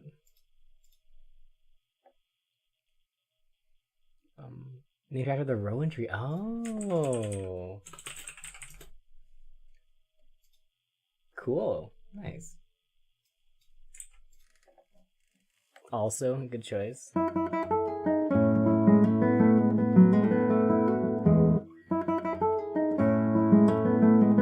Email? You can just like send me a DM here or on like the Discord or something.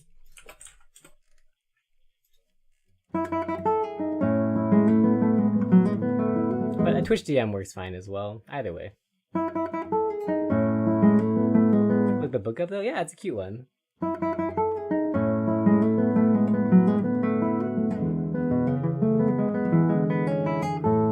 I feel like there's something like wholesome if you like read a book called Rowan of Rin to kid named Rowan.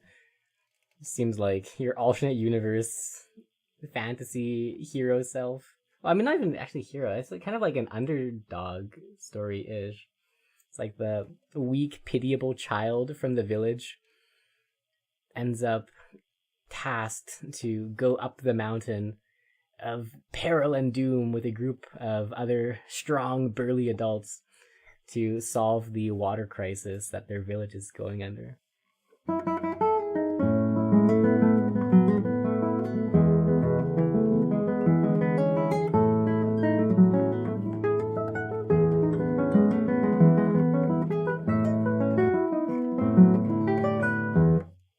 Bob Ross? Yeah.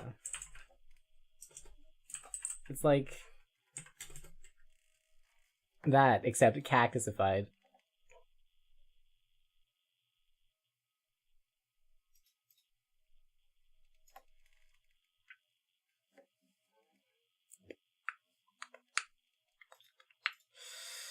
Okay, let's go,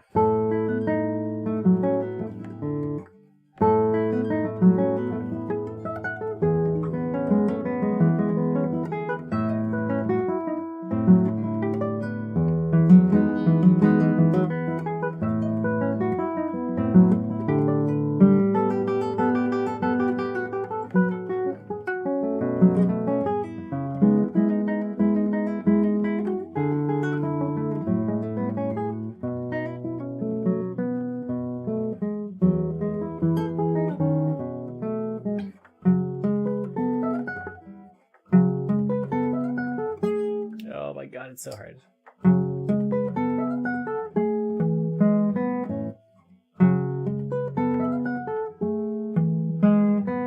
Let's separate that. The A is a ending. Let's just leave it there. And then I pick up the next thing. Let's not try and align them. And let's be a bit better on the E so we can really hit the...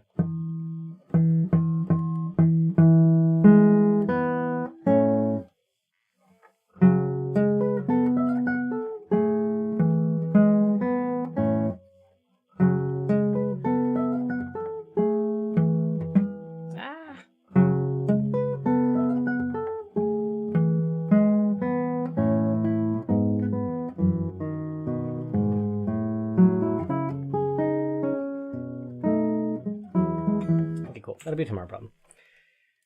Ooh.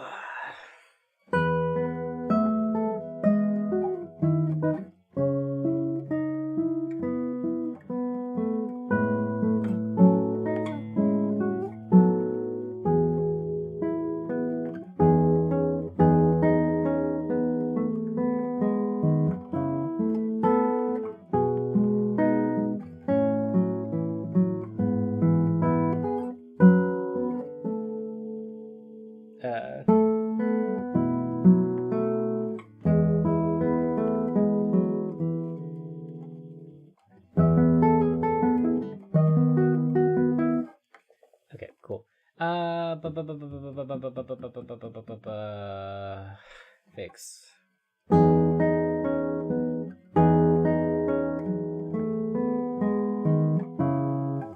Okay.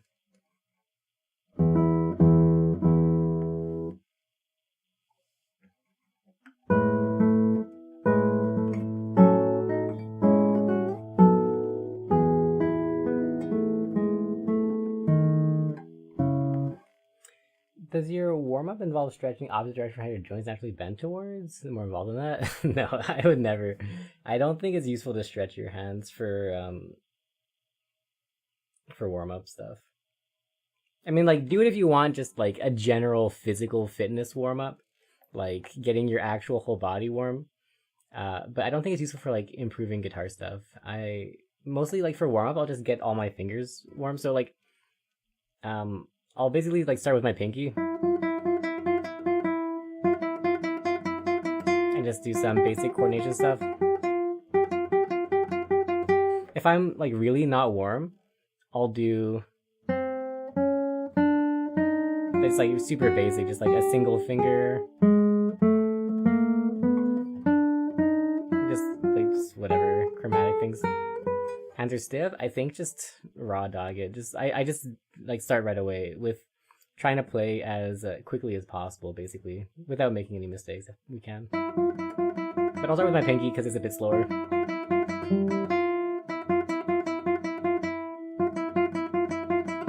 Fingers at 3:48 in the morning. Dude, I know, it's so gross.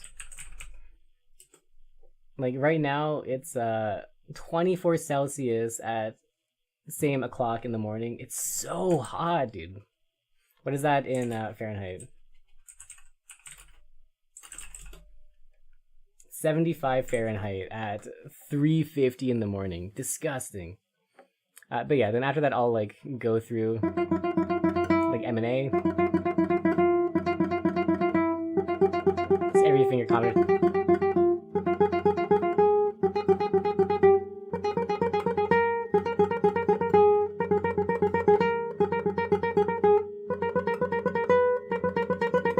Whatever fret, doesn't matter.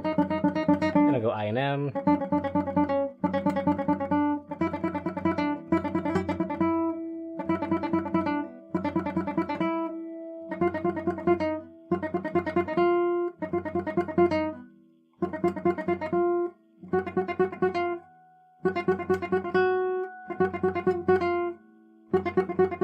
Kind of mess this one up.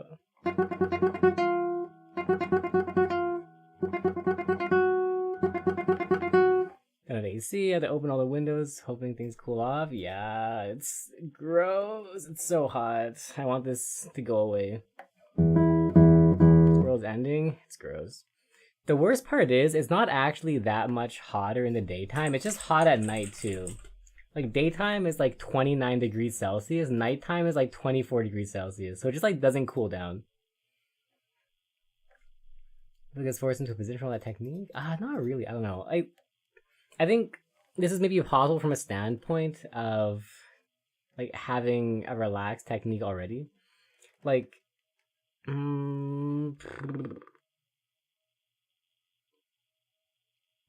like when I play, I don't really like squeeze or use much muscle, and also the movements are really minimal. It's been like very trained. So maybe this would not be a good thing to do if you had stiff technique or you were like over muscling things.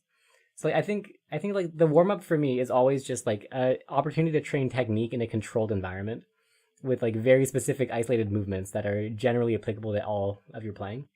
So for me, like this is useful because it's like I am with like every pair of fingers or like something like this, whatever. Right, it's going through every combination of fingers.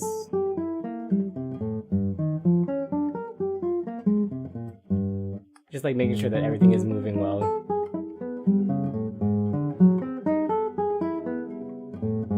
Etc. Whatever speed, like this is fast, but you can take it super slow. Just make sure that everything is moving nicely, efficiently. So in between these, let's say, like I'd be like, I play this, I relax everything. Like nothing is anything more than it has to be tension wise. Again, like relax everything, whatever. Relax everything in between. Relax everything. Relax everything. Relax. Relax. Relax. Relax. Relax. Relax. But because it's so ingrained, like the relaxing in between is just like it's already a programmed thing.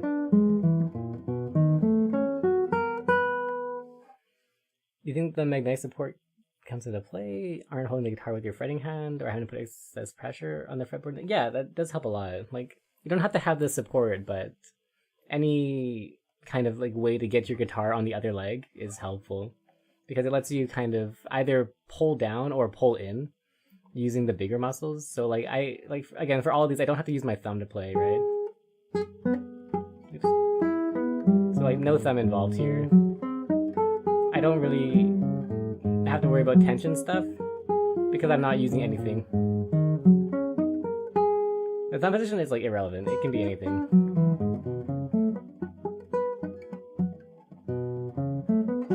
The thumb is there and it just follows along. So like if I were to just for you like move sideways a bit, I guess, but like my thumb is just like moving.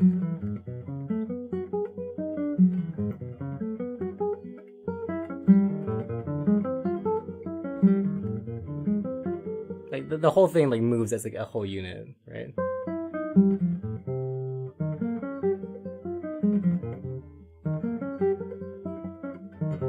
So like whenever I'm playing anything, like the thumb will move according to where it has to be. Like if I do a basic scale, you can't really see too much, but like my thumb is like moving from here down to here.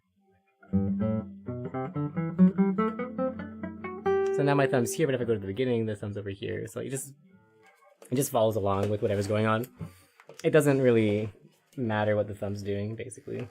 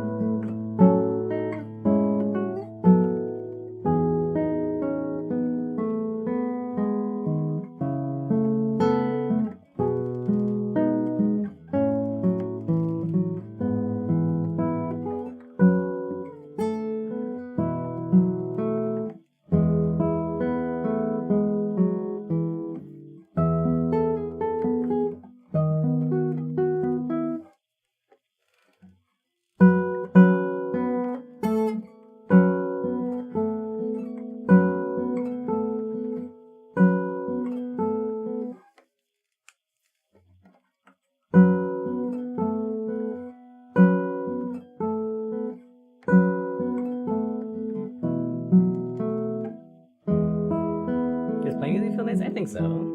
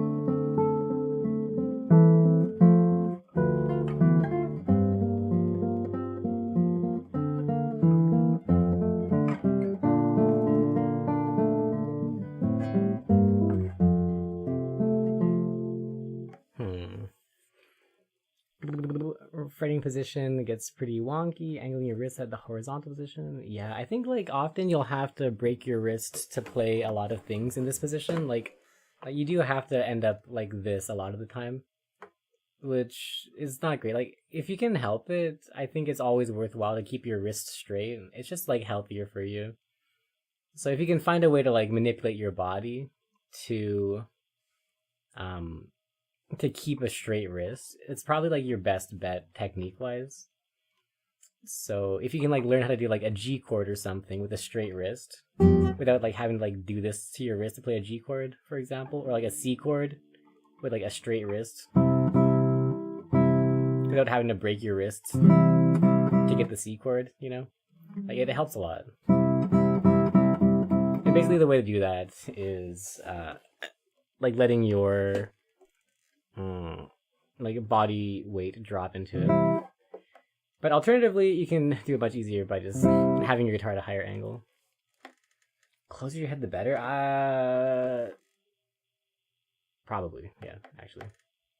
Low hanging strap. Yeah, that I've never known how you could do that comfortably.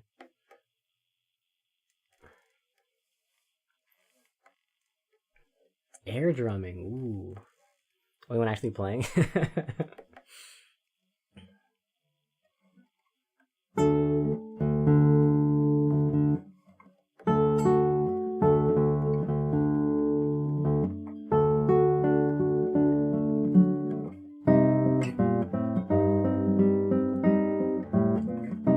Whoa.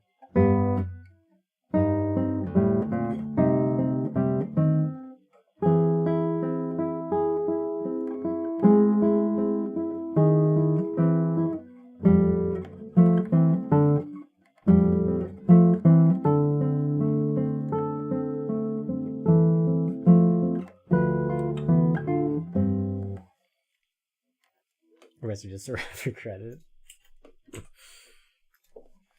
Alright.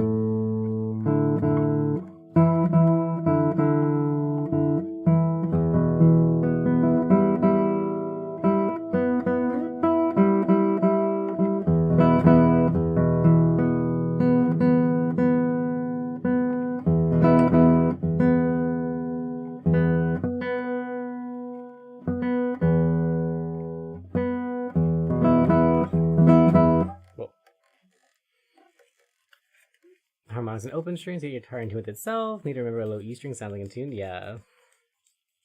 I'm always really proud of myself when I can just tune something to an E just right off the bat.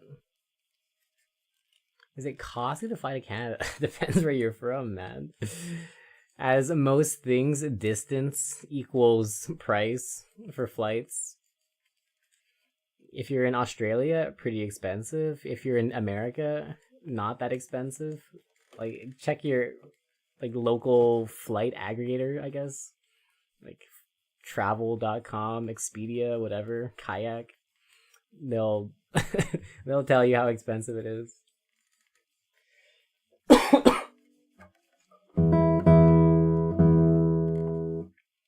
Well, check for yourself. Yeah, do it. I'm curious.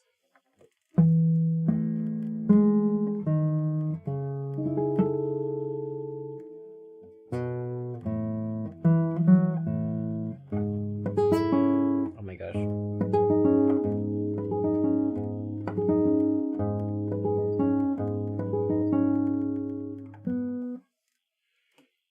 Bum, bum, bum, bum, bum.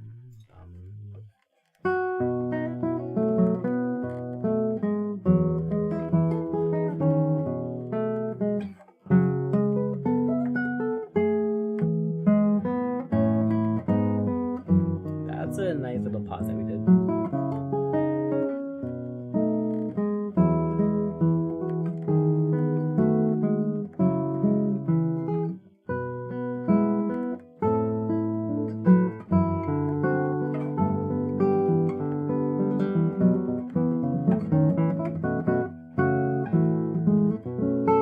$520 to $720. That's not bad.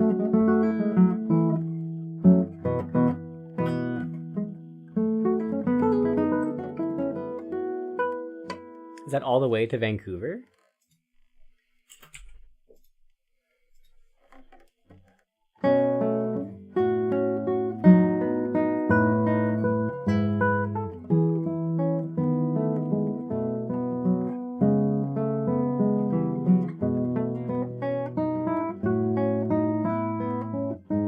From New Zealand? No way.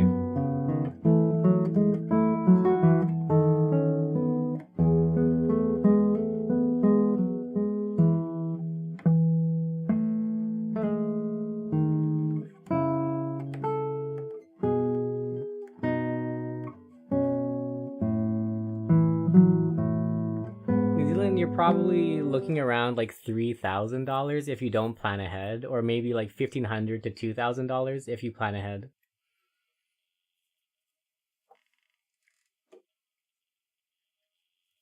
If you go at like a hot month, it'll probably be like 2,000 to 3,000.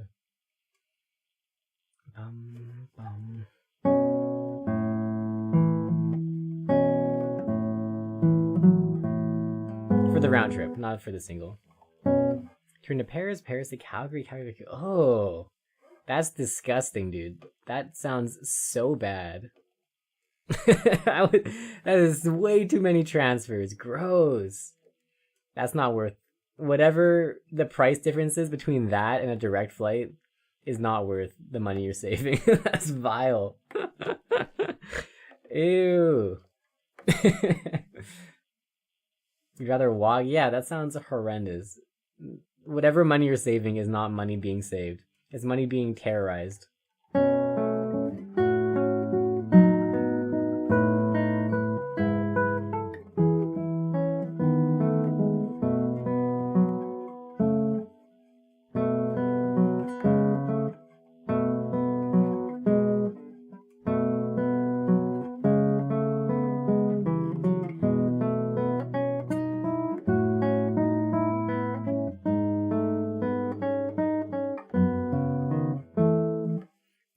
A lot of cool Twitch streamers and musicians are Canada based. Go on West Coast like BC sometimes. Make the trek to Cali or LA for Twitch meetups. Cool, yeah. Sounds fun. Ooh, speaking of Toucan.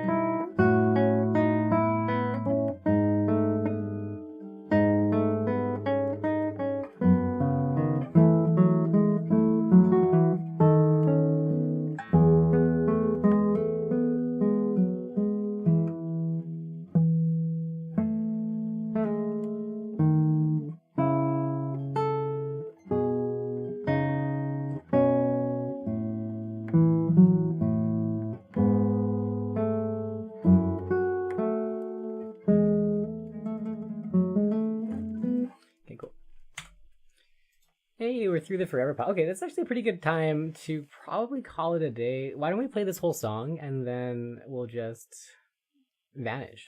Sounds good to me.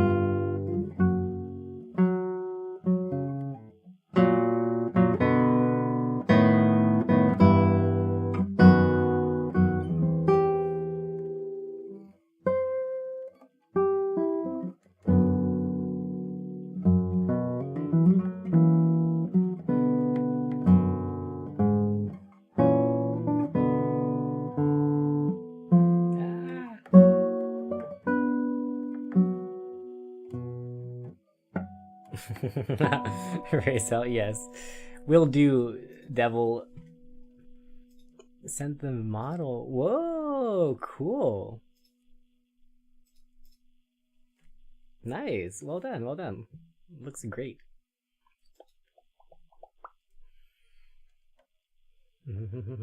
Hit one cat poop, managed to dodge most of it. Well done. I'm proud of you.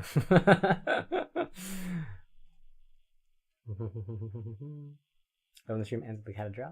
Hell yeah. Alright, anyways. I'm kind of sleepy, so why don't we find someone to raid and we'll call it a day. Thanks, you're welcome.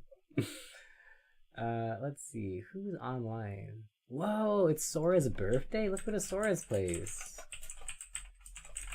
Sora's a great musician. They do fingerstyle stuff and classical stuff sometimes. And it's their birthday week. Cool. Yeah, let's over there. I'll catch you guys tomorrow. Thanks for hanging out. It's been fun.